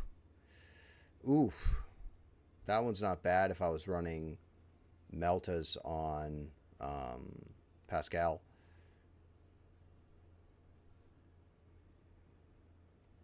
Persuasion, 53. Put that on you. Okay, that's 71. honestly, his stats aren't going to get much better than that. So let's... I really want to do all that again, because I feel, but canonically it makes sense that he wouldn't know shit about the Space Wolves, and he's never run into a Space Marine or understood how smart they are. So that's something else. That's fine the way it is. Maybe we can get this thing now. No way. I'm just never gonna get that flamer again? Alright. Survey the den. Waste a lot of time sitting here doing nothing. The resistance fighters are looking at you with a mixture of fear and deep respect. You do not have the guts to break the silence. They do not have the guts to break the silence and speak to you.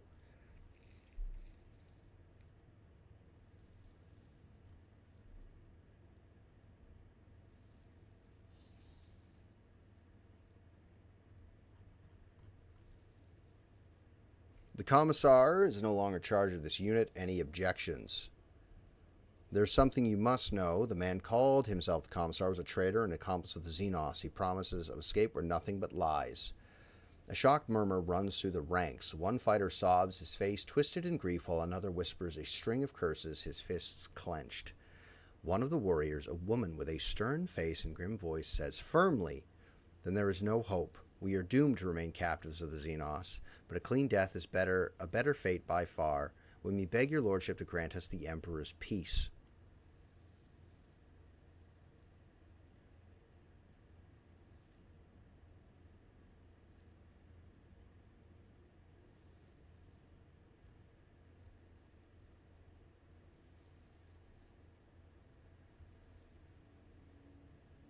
In the name of the Emperor, I, Justin von Valancius, give you my word that I will lead you out of this place. In a united impulse, the crowd falls to its knees before you. You see in their eyes, awestruck and warm like sunlight. As they offer their many-voiced prayer to the Emperor, you hear your name uttered over and over again. The Commissar is no longer in charge of this unit. Any objections?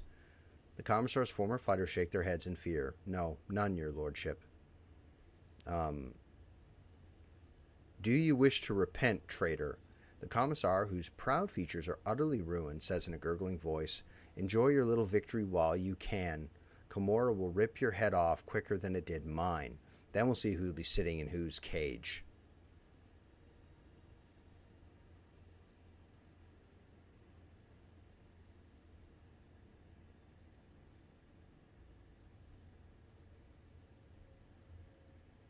For your crimes, I'm sentencing you to death and granting you the Emperor's peace.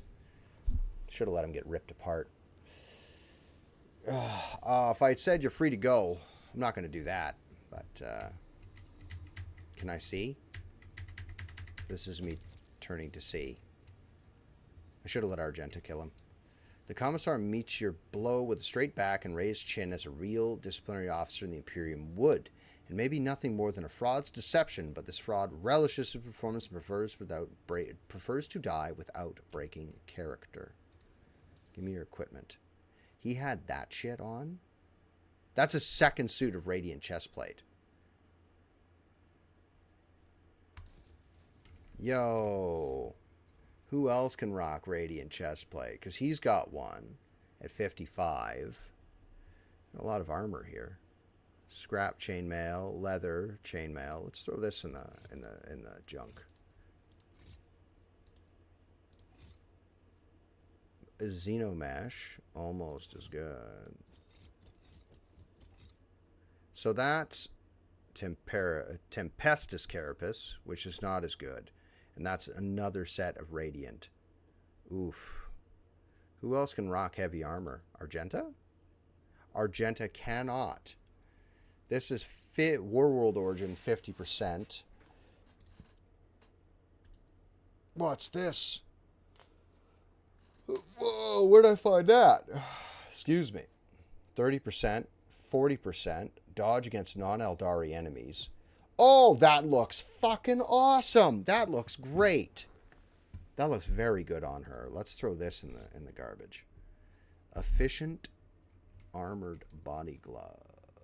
30%, 35%, 19 minus 15.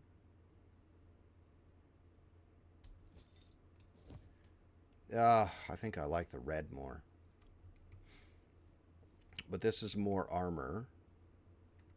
The character wearing this armor will dodge 20% of average, 20% dodge, and it'll reduce 15 damage, which is better than this, although the toughness is that, but I can just, put an upgrade on. Let's add to cargo. Psy skin.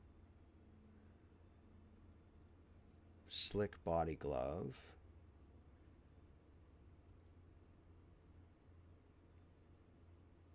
What's this? 20% dodge against enemies, perception lower than the wearer. Oof. It's hard to have better perception than a character with fucking literal foresight. Adaptive flak.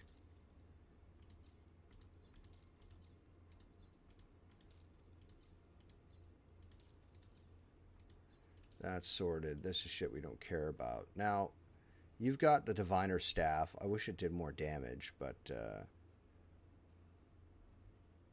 10 to 14.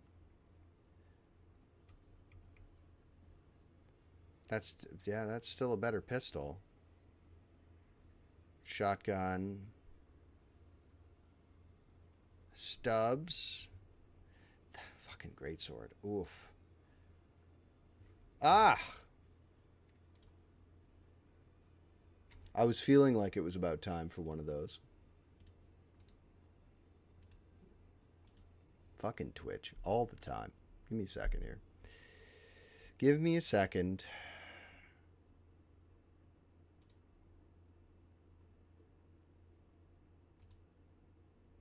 Report.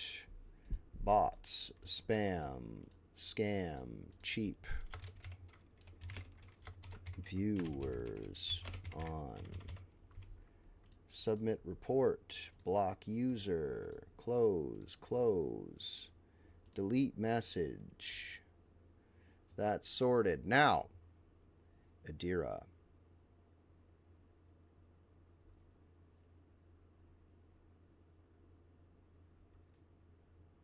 That's that.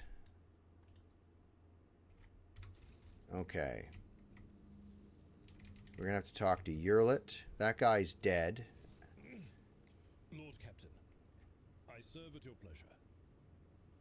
How are you feeling? I am fit and well, Lord Captain. All that remains is for us to get out of this hellhole alive, return to our vessel, and then my answer to your question will be magnificent. All right. I must take my leave for a brief second. I'm going to save, and I'm going to succeed this persuasion. I have not seen her, Lord Captain. But there are times when I think I hear her laughing in the distance. Or I sense hands touching me, as she used to do, to distract me from my sorrowful ruminations. But I know the difference between reality and fantasy. Now I fear I shall simply have to learn to live with this ghost that appears only to me. With this vision of the past. Oh. Any thoughts on how we might get out of here? I am sorry to say I do not. If we had our ship and crew at our disposal, we could be safely within its walls, conduct reconnaissance of this place, and in the end, meet our deaths in battle against the Zenus, as befits true servants of the God Emperor. However, we are deprived of our usual resources. Now we can only rely on our weapons and our wits. Okay. Perhaps the Emperor's angel might share something of what he has learned during his captivity within these walls. Discover what is on his mind, but try not to anger him. Ulfar's temper is ferocious indeed. Well, whatever. Fan Callux could probably tell you something about our prison, but his fate is as yet unknown. All right. Do you know anything about this place? No, Lord Captain. And trust me, I hope to remain in this state of blissful ignorance until my dying day. Just knowing that this abyss exists at all is enough to poison my mind. It is possible. The Xenos Erliot could tell you something about this place. After all, she is in some way related to its denizens, and she is responsible for the fact that we are here at all. Yes, she is.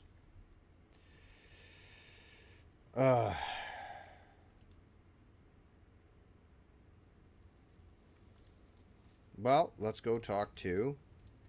Quick save. Oh, fucking Malice is still in the cage. Rogue trader, being reunited with the Emperor's Chosen is a balm to my soul. Have you managed to learn anything about this place? I have made no attempt to do so. Thanks. What need do I have to know of the depravity of the enemies of humanity? And all I want is to burn it all in pure, raging flame. I already know all I need to. This place is evil. But there are servants of the Emperor here worthy of salvation. We need to find a way out of here. And I swear to fight for that end. And not to lose hope, even when deceit, corruption, and treachery surround us on all sides. May Terra's light be with you. Thank you, Indira. Now let's have the big talk here. Let's have the big talk since we're standing in the pit. You came back from the dark, Elentark, unharmed. No, I wouldn't say that. Although Yurlit's sharp features remain the same, the deep shadows around her eyes and listless gaze give her the appearance of a living corpse. The Eldari looks withered, haunted, and despondent. But when you approach, the restlessness in her eyes is replaced with a faint glimmer of hope.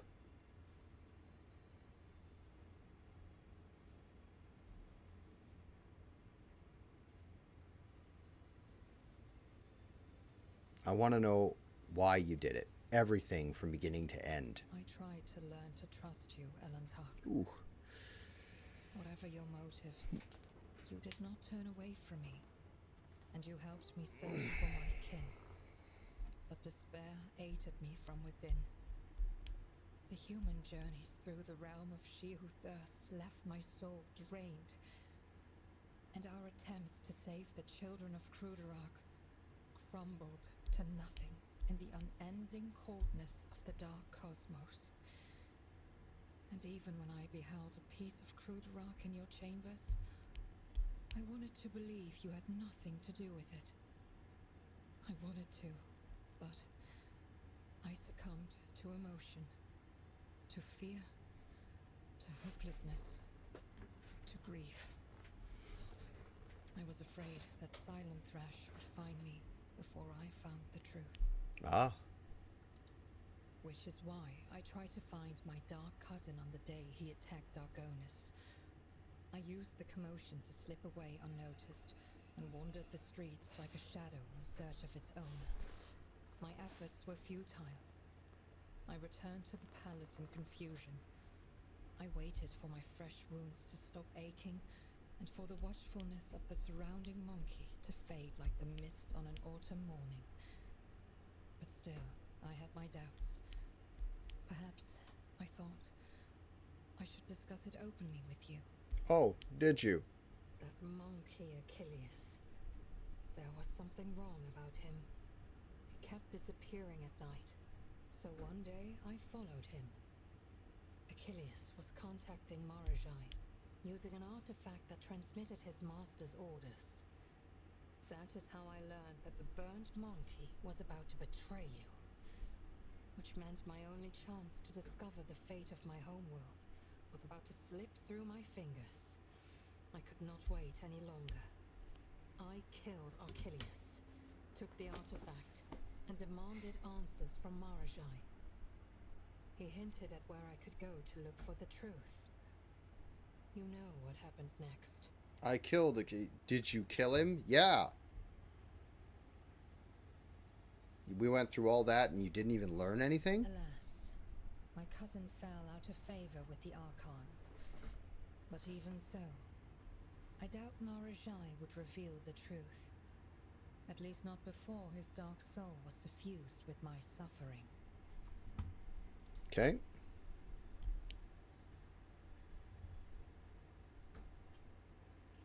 What happened to you after I the was trial? meant to share your fate, Elentak, and vanish in the Dark City's rotting underbelly. But the Fleshmaster gave a different order. His twisted mind was beset by a question. Could a child of Asurion be saved from the gaze of she who thirsts with intense re-education? By replacing the influence of my spirit stone with the heady tang of pain that nourishes the followers of the dark ways? I donned the executioner's mantle. They allowed me to keep my spirit stone in exchange for the suffering of others. I survived, prayed for Asurion's mercy, and hoped to escape before the stone cracked under the torrent of pain and terror assaulting my soul. Before the experiment was complete. Okay. What do you know about this place? Mora. This city grinds down the will of the strong and torments any who get tangled in its dark web. The fools are the first to die, and the shrewd perish regardless. I have never been here before, but few children of Asurion manage to escape the Dark City without surrendering a part of their soul. So what is it that you wish to know? Do you know how we can get out of here? The Dark City is pierced by millions of spires, and a webway gate may be hidden in any of them. It is the only way out of this place, and an impassable obstacle to any who do not know how to operate it. I know, and will help you should you so desire. Okay. What about other cities? There are no other cities, Okay, good. Elentak. The Dark City has no bounds. It is a tangle of countless nightmare domains subject to a single ruler. An endless amalgamation of ever-changing and immutable dimensions. You cannot grasp its tenebrous grandeur, for even my life will not be long enough to visit all corners of the Dark City and the realms that border it. Okay. Other questions? Do I have the answers that you seek? Yeah. How are you? My body has already healed. Oh, good. The wounds of the soul will heal one day too. For suffering is a part of our life, not unlike love and fear and the desire to learn. The paths help the children of Asurion to endure any spiritual upheaval. And you, Elentak, did not allow me to stray from mine. For this, I am grateful. Okay. And yet, neither rest nor healing salves, or even our reconciliation, can soothe the savage turmoil in my soul, Elentak. Kruderak is lost, and the bud of truth never opened before me. What happened to my kinsman? What happened to my world? And why did the Dark Cousin tell me less than he knew? Because he's an asshole. Of course he was fucking lying. Like, gather your strength. There are more trials yet to come. Elentak, I promised that I would no longer hide my worries behind an icy wall of pride and doubt. And so I want to explain myself. But are you willing to hear me out? That's literally why I walked over here. I asked you. Like, literally, that was the first thing I asked. I've been waiting for an explanation from you. Not here. The words of my truth. What do you mean? Oh, in the secret area that you can't get to. All right. Jesus Christ, you couldn't fucking pay to do this? All right. I understand how unworthy I am in your eyes. This may sound like a ridiculous excuse, but I did not want to betray you, Justin. I only wished to learn the truth about Kruderak's demise and find my kin. And when I saw the shard of my world in your dwelling, that trophy mounted on the wall, I was beside myself with fear and rage. And when my dark cousin whispered in my ear that he knew the answers to my questions, I made a mistake. I trusted my kin, and fearing that you might refuse me if you knew where I had been getting my orders from, I simply asked you to direct your ship in one particular system. Did I trust Marzahai? No, of course not. I thought he spoke of my kin's location to crush my soul, and that he wanted me to go there and find only death instead of them. But hope for the better prevailed over my faith in you, Elentok. Yurlet sighs, awkwardly avoiding your gaze. Filled with hope, and the thought never even crossed my mind that the single thread forever slipping from my grasp would lead us to the very heart of the Dark City. I'm sorry, Justin. And I wanted you to know that.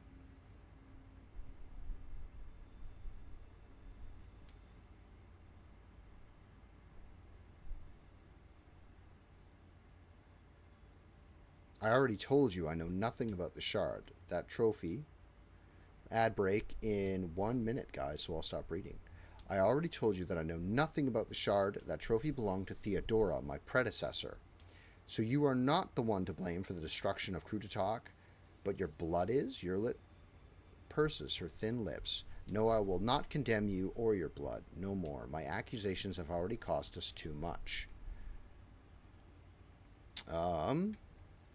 I have always been honest with you, Yurlit. You, however, lied to me from the start. Yurlit lowers her head in shame. There is an indisputable truth in your words. I should have realized sooner that you were worthy of more than what I offered you. You are worthy of my trust. Forgive my arrogance. I will wait till the ad break is done to give you the climax of this conversation in now. 1 second, guys. I'm going to go to the bathroom real quick here.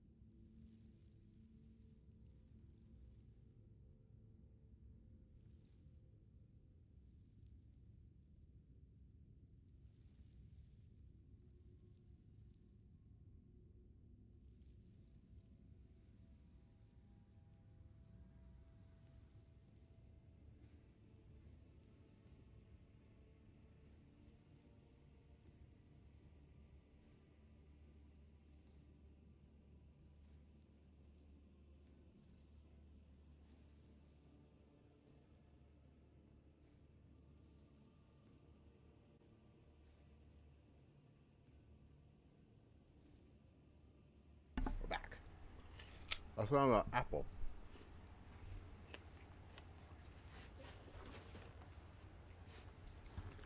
I understand why you did that, and I forgive you. What? Your faith in me. Did I hear that right? Yurlit looks you straight in the eye. The time I spent with you, our conversations, the glow of your soul that only I can see. Yes, Faith. With you, she stammers at a loss for words. I understand why you did that, and I forgive you. Yurlit's eyes widen in surprise. I give you my word, Justin. I will never betray your trust ever again. You have shown great compassion by accepting me and forgiving my deed. I do not know if I would have been able to do the same.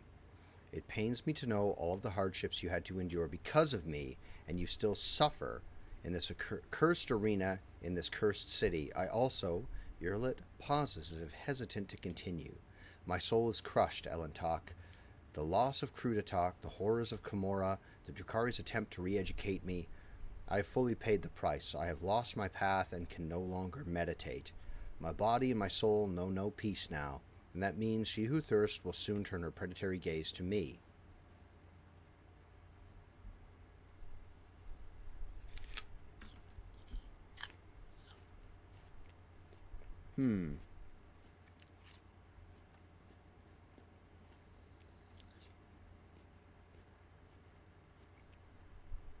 I cannot help with meditation, but I am prepared to stay with you and share the silence. That way, you will be able to forget about the horrors of Kimura, if only for a little while.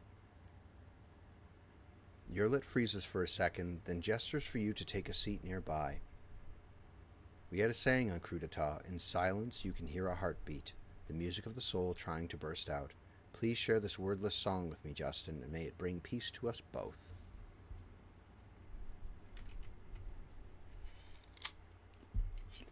You guys like that apple ASMR?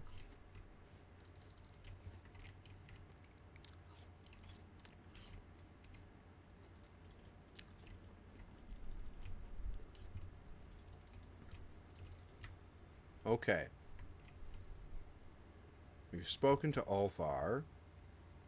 There's Argenta. She's just a psycho, which is good. Adira. Where's Adira? Here she is.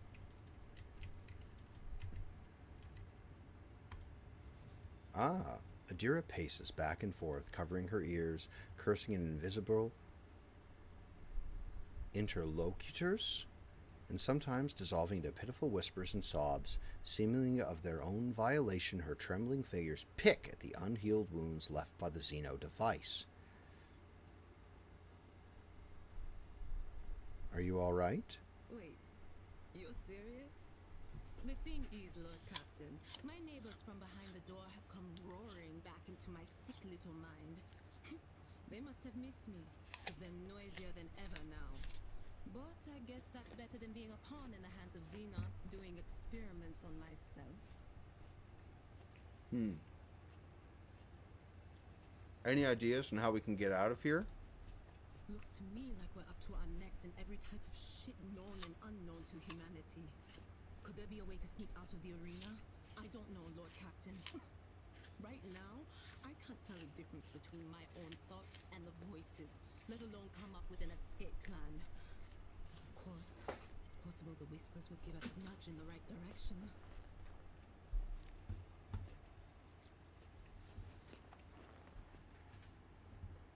What are your friends behind the door saying? Anything useful? It's harder than usual to pick out anything specific. With all these dampening gadgets around, it's like trying to hear through a wall of static. But if I try harder... Adira screws up her face and grits her teeth. The threads are very tangled. Some of them are woven together, but each one is trying to pull in its own direction. The puppets think that they have free will, but it's only because they have been ordered to think and act so. This is a skilled puppet master at work here. His dark hand is far away, but that only makes it more terrifying. Even a colorful doll that springs out like a jack-in-the-box and scampers around wherever it pleases does so by his leave. You must listen well to the strange melody and step in time with it. Its music is dismal and dangerous, but it does not echo the chorus of torment. This does not mean the dance will not be bloody, but once you learn it, you can lead the steps. Very good. Little time is left to gulp down the bloody dust. The twisted mirror with no reflection beckons you into its labyrinth and offers hope in a moment when death is inevitable. Okay. I can't make out. Damn it! It's a lost cause, Lord Captain. Okay.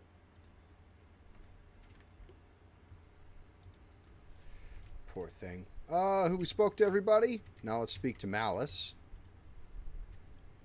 If at all possible. The Slith may have been gravely maimed, but his gaze remains piercing, proud, and malicious. Alright, let's deal with Malice.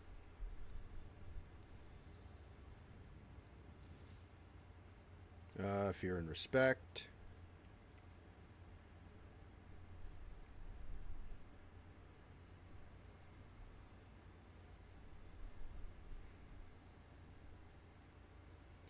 You should have shown me greater hospitality when I first came to you.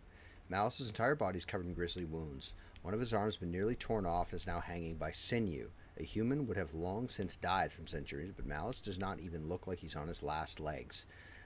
Laugh away, humanling, you've won. Betray the one who aids you. And that's the life in the spires.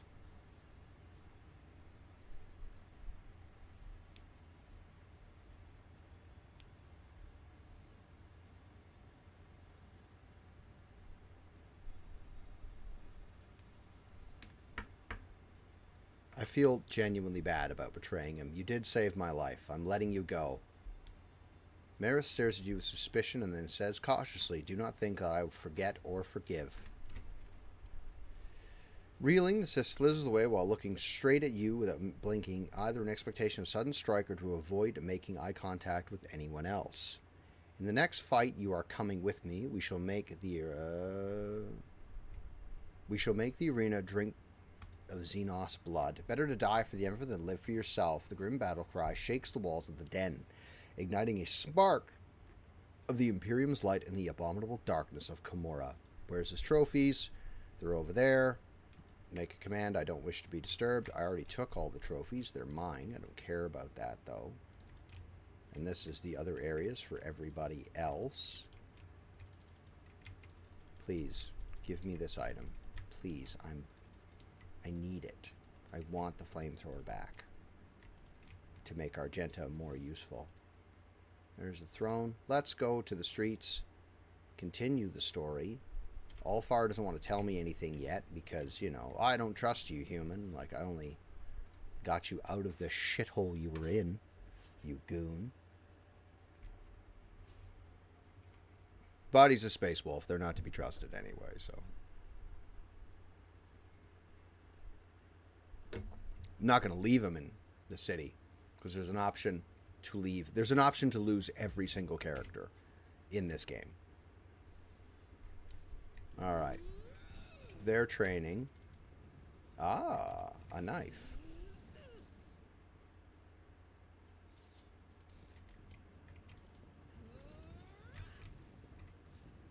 Resistance fighter, Imperial Guardsman.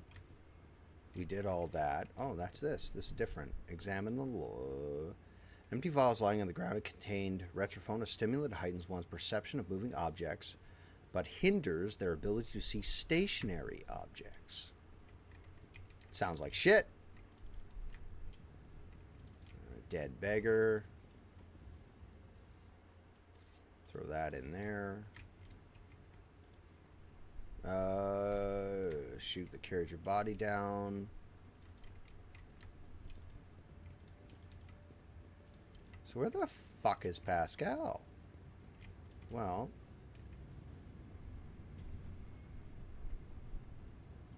is he down here? I don't know where the navigator is. We need Cassia. Heinrich we need. I haven't found Jay yet either. Let's go down and see if we can find her.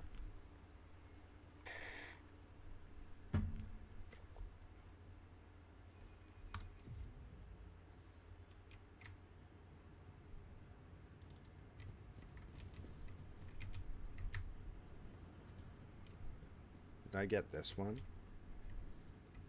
That's goods. That's there's a monster right there. Let's see if we can find Jay very quickly. That's that. Beggars. Explorer. Xenos 100%. That's good. Skin the corpse. Oh, I'll take that. Thanks. Yeah, I'll do that. And then this has already been blown open. This is where the commissar was. I guess we'll go over and fight that monster. And this is where this guy is. Can I open this fucking chest now? No?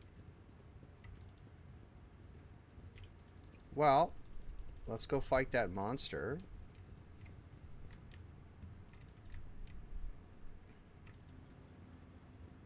Jay's not here, unless I fucking walk past her. There aren't that many areas. There's that thing. Eating that guy.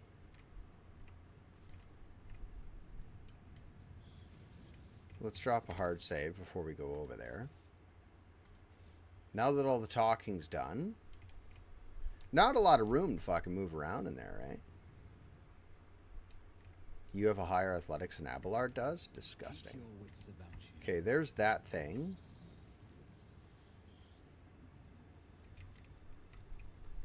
Gross. Let's put Yurlet. Where's the nearest cover? Yurlet, you go here. Argenta. Argenta and Yurlet can stand side by side right there. Abelard, this is the fucking thing, buddy. Let's kill it. The Space Wolf can get it from this side. And Adira can hang out here. I always have a backup plan. There's the thing. I woke up with a feeling of wonder, as if a field of flowers was blossoming nearby. A child was saved from death. Shit! 1,000 heretics were burning alive, begging and sobbing and howling. That's not what I meant to do. But we're in it now.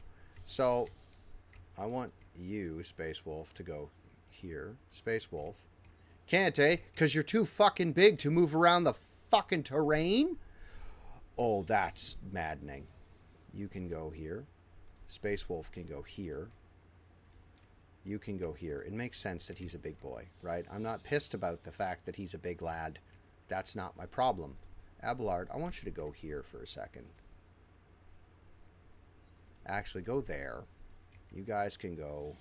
Space Wolf can go right there. Justin can go right here. You can stay well out of the way. This thing, and then it's us.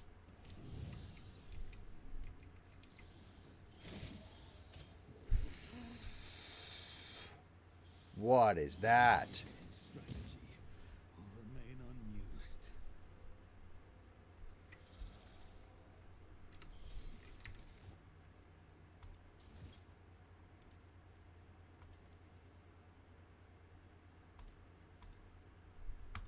That was... We're going to get it. It's okay. Take some time. We're going to get it. We're going to get it. It's okay. We'll open by lighting it on fire, I think. If we start it up by lighting it on fire. You know what I mean? Space Wolf can go right there. Yurlet, go here. Just all of you go here. We'll be able to do this thing, right? Justin, you stay behind Ulfar, because Ulfar's a fucking massive tank. And he can't clip down Ulfar's fucking like wicked big health. Can't. Surely you won't be able to. Right? It still goes first. So, That's cover. Argenta, you come here, please. Argenta goes there. Justin will go here. Abelard will go here. And Adira can stand right there. That is a lot.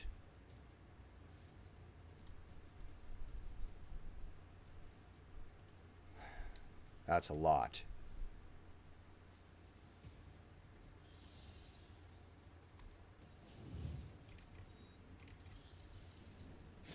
Okay, yeah.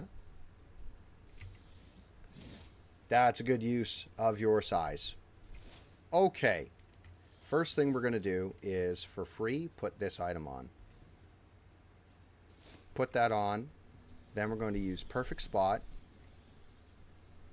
Then we're going to use this. And this. Then we're going to shoot it. Deadeye.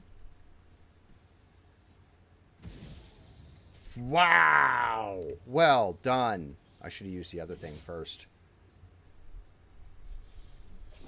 We'll put a big fucking heal on this guy. Are you fucking kidding?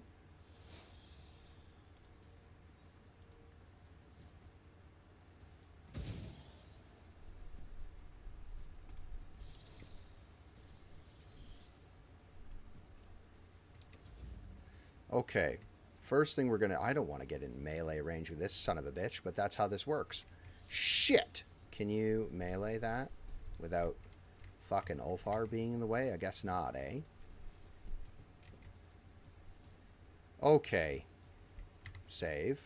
Yurlit alone has this thing half dead. She's so good. Why'd you forgive her? Because she's a fucking powerhouse. That's why. Get this. You fucking... Big heal. Big...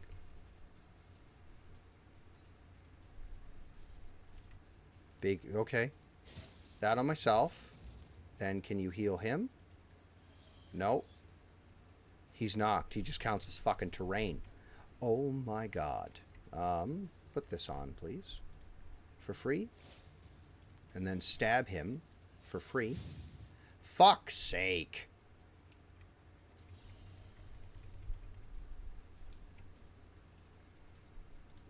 I'm going to put this regeneration on myself.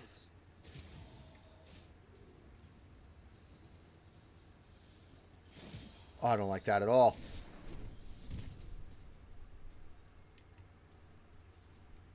Prophetic intervention. Use this psychic power on him, please. Thank you. Then put hunt on this character. Please and thank you. And that's pretty much it. Wild hunt. Please use consign. The next hit is automatically a critical. Excellent. And then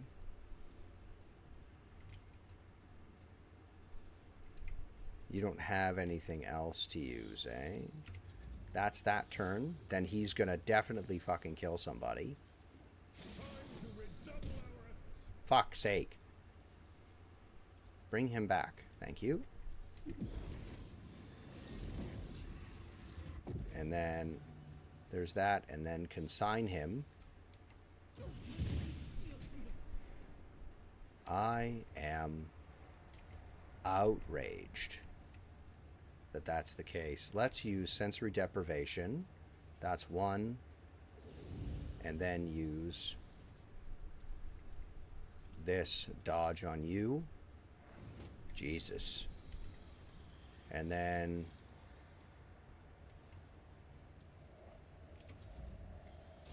he's going to kill Justin. Yeah. From here, we're going to move to this spot so we're back in cover. Then we're going to concentrate our fire. We're going to wildfire. Faith without deeds is worthless. Then we're going to do this.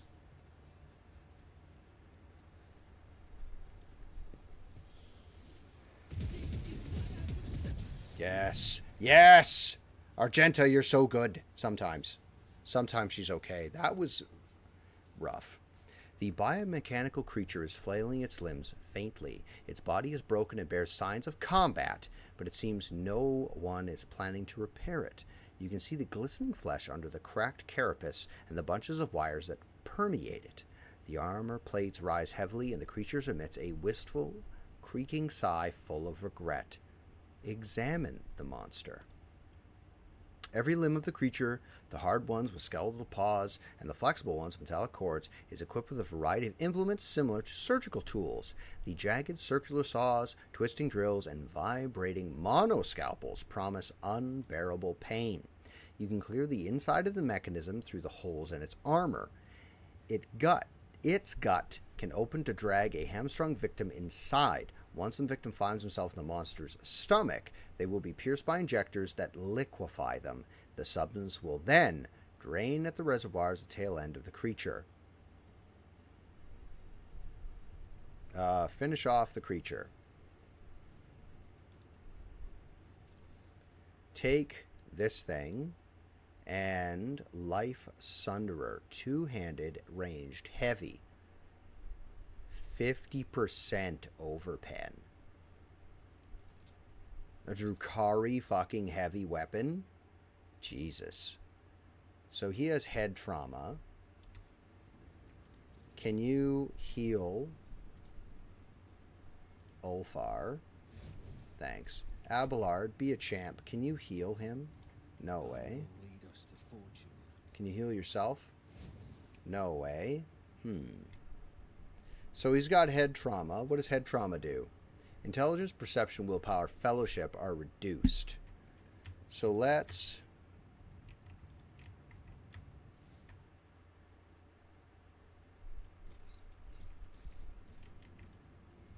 Not a fan of that. Not a fan, but that monster was a fucking monster. So let's, everybody, control all to here, please. And then we're going to drop a fast save.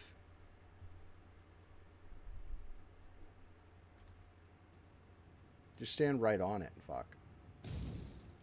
Loot this. Xenos, please and thank you.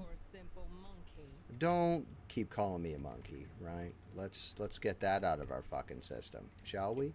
It's enough of this monkey business. Ah! Monkey business is funny. Let's get the fuck out of here and see if we can get the good doctor to heal us. What? Hold on. Hold on. What do you fucking have?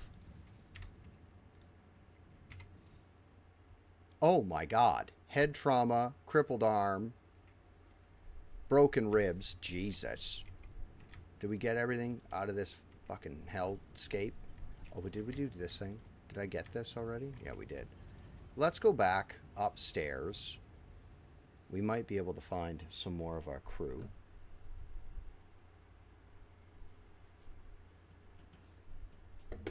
I've only got, looking at the time, I've only got about another 15 minutes. Then I have dad stuff to get at. More laundry.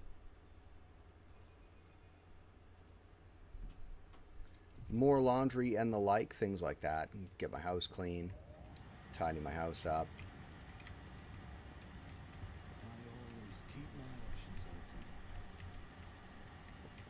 Walk around. I don't know where the hell Pascal is, but we can go to the anatomical opera. We'll go to the end. We'll go up here to the anatomical opera, and then we'll do what we can. Go get healed by the meat doctor. Give him his thing back. Please, can you heal me? And then we'll go do more arena stuff. Oh no, we don't have time. We won't have time. We won't have time. This has been big lore exposition. Very little in the way of combat. I didn't think killing the monster was going to be that quick. Yurlet, though. Fuck, she hits hard. I'm glad I built her to do that.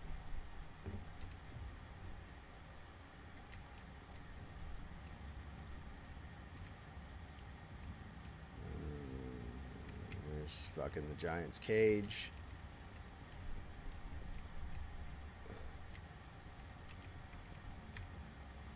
What's this? corpses. Can I get to that? No way. Let's quick save before I fucking talk to this asshole.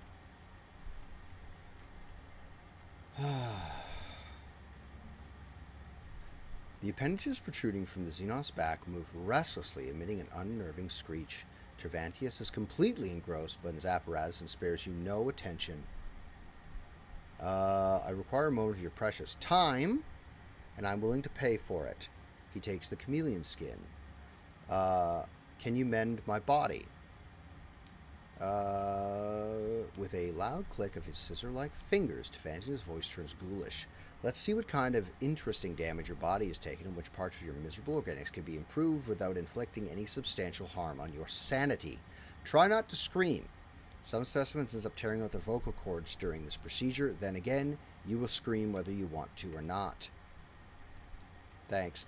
Thanks, Doc. Let's try not to get hurt like that anymore. So that's... Oh, Mazahai is just fucking standing there. Hold on a second. Hold on a second. Is this another conversation we can have that I just failed to have earlier? Oh, there he is. We can just talk to these fucking idiots. Drop a quick save really fast here. We got about 10 minutes left. I can have a conversation. The tall Drukhari, whose body's riddled with painful-looking puncture wounds and dotted with metal rings and clamps, lets out a chuckle as you approach and begins speaking in his own language. Your elucidator hisses to life, translating the words. Look, Carrion, is this the monkey that cost you your place at the Archon's side? Marzahai's eyes flash with turquoise fire at the sight of you. An immediate, uncontrollable urge to kill. The Drukhari seizes the blades hanging from his belt and freezes at the shout of the metal-studded Xenos. Careful with the meat for the arena, Marzahai. If Synthoria is short on toys for her fighters, you will be punished again. She seems to enjoy pinning you against... Kamare? Yeah. Maybe this time she won't deem it necessary to give you back your skin after you slay them all. The motionless Marzahai turns his head towards his kin, and you notice a thin red stripe on his neck below his ear. Like a fresh stitch. Shaking with barely contained rage, the former Draken stares at you with dark eyes.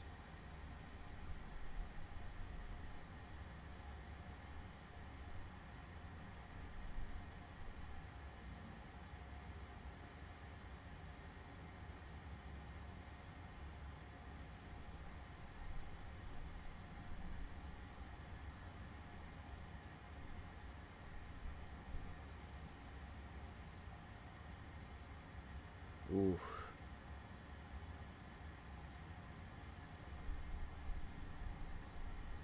Was still stirring a while ago. So you and your rabble are the champions of the local arena? Abius frowns at the sound of the elucidator and turns away from you dismissively, exchanging a few words with the witch standing next to him. The mocking laughter and haughty looks in your direction leave no doubt that about the subject of their conversation.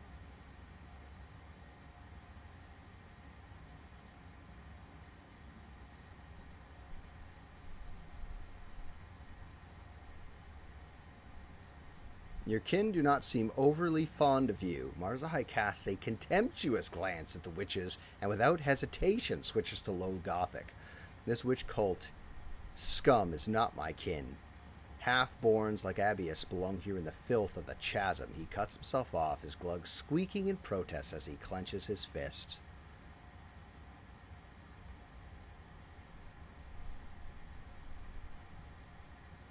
I saw what happened at the trial. You were tricked. Pity is the weapon. Drukhari narrows his eyes. Tervantius' creation must have been a low-grade imitation of the Mirage, did not completely overwhelm you. Even if what you say is true, what is it to you? You are trapped. I am trapped. We could help each other. You help me, because pity is the weapon. Drukhari snorts disdainfully. Why would the quarry help the hunter? If you expect me to believe that...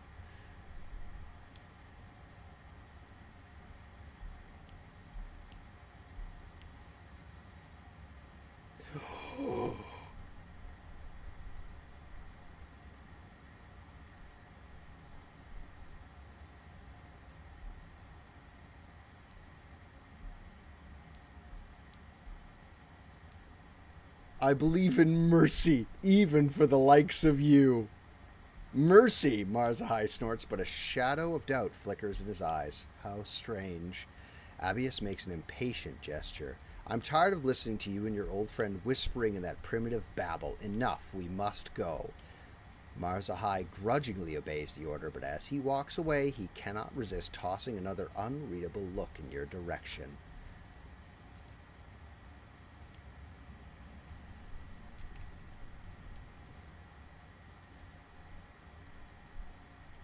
Let's go toward the arena. That's our next step, because we're going to fight these guys and kill them. I don't want Marzahai, right? If I do, it's just to hand him to the Inquisition. Once we get the good Inquisitor back. So we can't take too many injuries, because we're going to need to buy back Heinrich, I think. Buy back Heinrich and find... I don't know where Jay is. Probably trying to make a deal with them. We'll have one more quick look.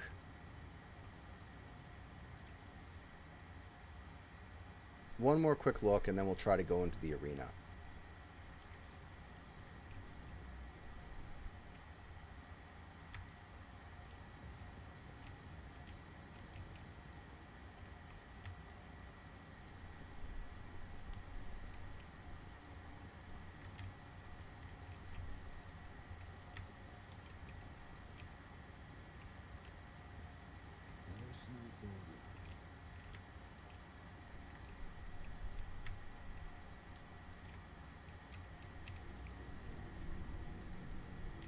Oh, what's this? If thou seest a flaw in me, smite me. Argenta's hoarse whispers are nothing like a usual clear, almost Maleficious voice that she uses for prayer. Smite me. She looks up at you, her dark eyes gleam anxiously. Rogue traitor, you find me at prayer. Darkness surrounds us, and we require all the spiritual fortitude our ravaged hearts can muster.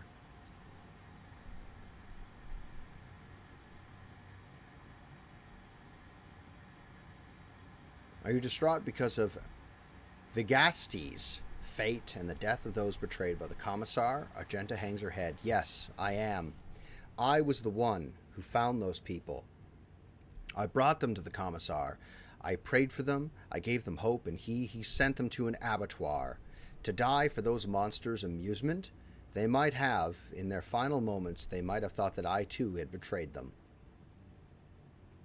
Once more I failed to see wickedness where I should have seen it, and failed those people loyal and brave. But it's not only that. I thought naively that faith and perseverance had helped us to help me cut through the schemes of the foul Xenos, that we were on the path to freedom. In truth, though, it was just another part of the act, and the vile monster must have been cackling with glee as he observed my foolishness. Remain steadfast. We will break free of this darkness. Thank you for your words of solace, rogue traitor. Argenta pauses, contemplating something. A shadow crosses her face, followed by a flash of unreadable emotion. Tell me, rogue traitor, do you trust me? Please look into your heart and tell me what you see.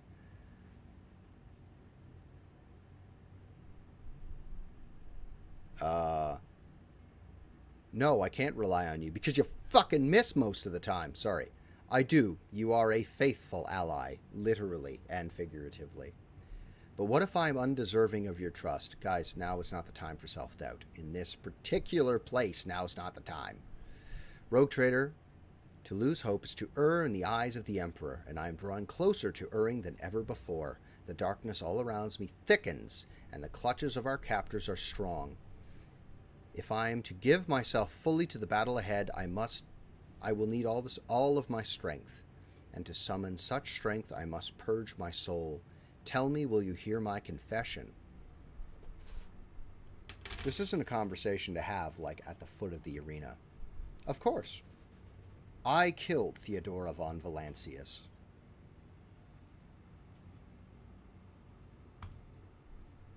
What? Abelard says. Yurlit raises her head slightly and looks around, clearly not fully understand what is wrong, but sensing a shift in the mood around her. Yes, it was me. Not your treacherous kin Voigtgear, not the cultists, me. She speaks with a strange blend of pride and horror in her voice. I remember every last detail. The ship was under attack. I grabbed my weapon and ran to her side because I thought it was my duty to protect the Emperor's chosen. But what did I witness when I burst into her study? Theodora von Valancius, a rogue traitor holding a sinister sorcerous artifact radiating with profane light. It was a lens like the ones we saw in the Rycad system, except it was smaller and far more potent.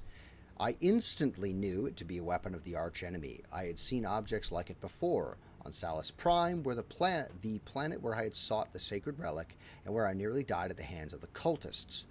So many things were made clear to me in that moment. So piercing was the revelation, so obvious the answer to how these heretics had found their way to a planet known to none but those of House von Valancius. I fired before I could even fully comprehend what I was seeing. Terra's light must have guided my hand, for one shot was all it took. The bolter destroyed both the archenemy's artifact and its owner's black heart. But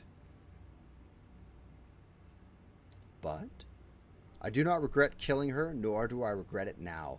Theodora had succumbed to the archenemy and its dark sorcery. The entire attack on the ship was merely the result of her and Voigtgeard feuding over their spoils, and I realized it in my heart the moment I saw the artifact in her hand. But standing in the same room was the honorable arch-militant, a devout servant of the Emperor, and the reason I had made it off Salus Prime after the cultist attack. When he saw me firing at Theodora, he instinctively rushed to protect her. I killed him too. Argenta lowers her gaze. Do you remember the orphans I once asked you to meet with the rogue traitor? One of the boys was the son of the man I killed. My whole life I had sworn I would not allow villains to orphan children of the Imperium.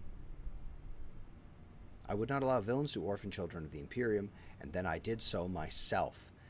Lady Theodora, Mort, fell at the hand of one meant to protect the servants of the God Emperor. I never doubted the security of the von Valancius dynasty when you were close, but now the very foundations on which the power of the rogue traders rests seems to have been violated. Abelard looks at Argenta with a visceral loathing in his eyes, uncovered by either courtesy or respect. I wish this had been voice acted. I am not, as you can tell, a professional voice actor. You hag! Adira descends upon Argenta with the intensity of a hurricane. Two-faced void rat, killing Theodora right when the ship was in peril, right when she was doing everything to save us. You won't walk away from this. The air around her is vibrating, electrified by the power of her sorcery.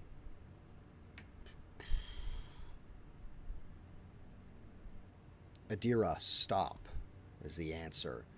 Why? Why should I stop? Why should you stop me? She'll put a bullet in your head just like she did with Theodora the moment she finds the smallest reason to suspect you of heresy.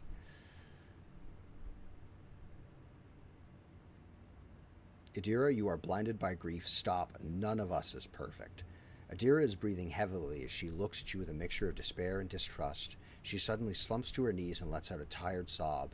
Everything was going so well when Lady Theodora was alive. She appreciated me. She gave me a new life. And the voices were barely giving me any trouble. But then after I started seeing her in my dreams, and the voices started calling me day to night. Argenta looks at Adira. She frowns. Something unexpected appears in her eyes, a hint of compassion. Enough. This quarrel ends here. Argenta, I have words for you. Argenta looks at you anxiously, waiting for your reaction.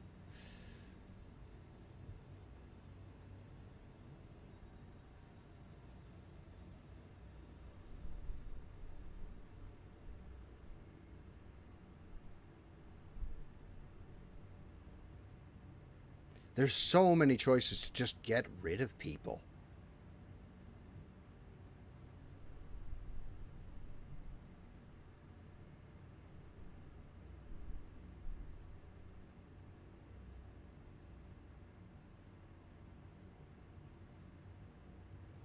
You kept this secret all this time? I did, and I despise myself for doing so. Sisters of Battle taught to laugh in the face of lies and intrigue, but instead, I feared that I would face immediate execution for the murder of the rogue traitor.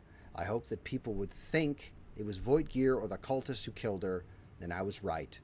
But that lie It burned my throat, and here in this horrific reality away from Terra's light, I realized I couldn't keep my silence no longer. What's done is done. I hope you will learn from this. Right now, we need to think about a way to escape. Learn. I don't know what I'm supposed to learn. Must I spare a heretic in order to save the innocent? Must I try to reason with them?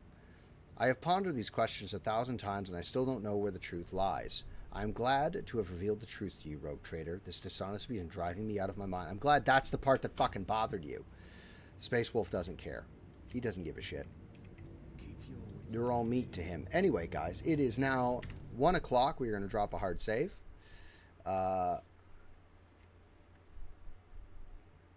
Outside this massive fucking webway gate. Go over here, go to the live scene. We're going to go over here. We're going to move this screen to here. So again, for those of you not in the know, or for those of you showing up late, I recently became employed. I will be working a 9-to-5 job, which means the afternoon morning streams won't be happening anytime except on the weekends. There may be early morning streams and very late at night streams, like 10 o'clock, like 9 o'clock, 10 o'clock, somewhere around there. That's when I'll be streaming that, and then early in the morning. So it'll be like prime time for like Europe, not necessarily in the North Americas. So that'll have to be a thing. I will not stop streaming, but I will be streaming less because of work and kids and fatherhood and all that stuff. And I have responsibilities to my family.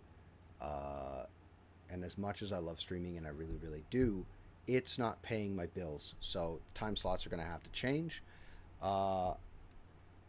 It may make growing the channel much larger. It may just keep streaming down to being a hobby, and that's okay. As long as I can pay off my house and pay for my kids, that's something I can live with. And I hope you guys stay with me for that leg of our journey as well. So what I'm going to do is we're going to try and find somebody to drop a very small raid on. I don't know how many people are here, matter of fact. 5. Wow, we have 5. That's good. So let's see who we can find, see if somebody's on. Hey. Let's see if we can find somebody. Quebec is on. Digi. Let's drop a raid on our friend Savannah. Yeah, let's drop a raid on Savannah. I like talking about lore with him if I can. He is, I believe, behind us in that story. So let's drop a raid on him, and we'll see what we can do to spread some love and help out his channel, and hopefully ours will then grow in turn. So, thank you very much, everybody that's been along with me so far. Every message, every like, every sub, all of it is wonderful for helping the channel grow. Maybe this will be a part-time thing. I don't know, but I enjoy doing it with you. I enjoy hanging out with you. Anyway, I'm going to go. I'm going to go do my dad stuff. What I want you to do is look after yourself, look after somebody else, and I will see you next time.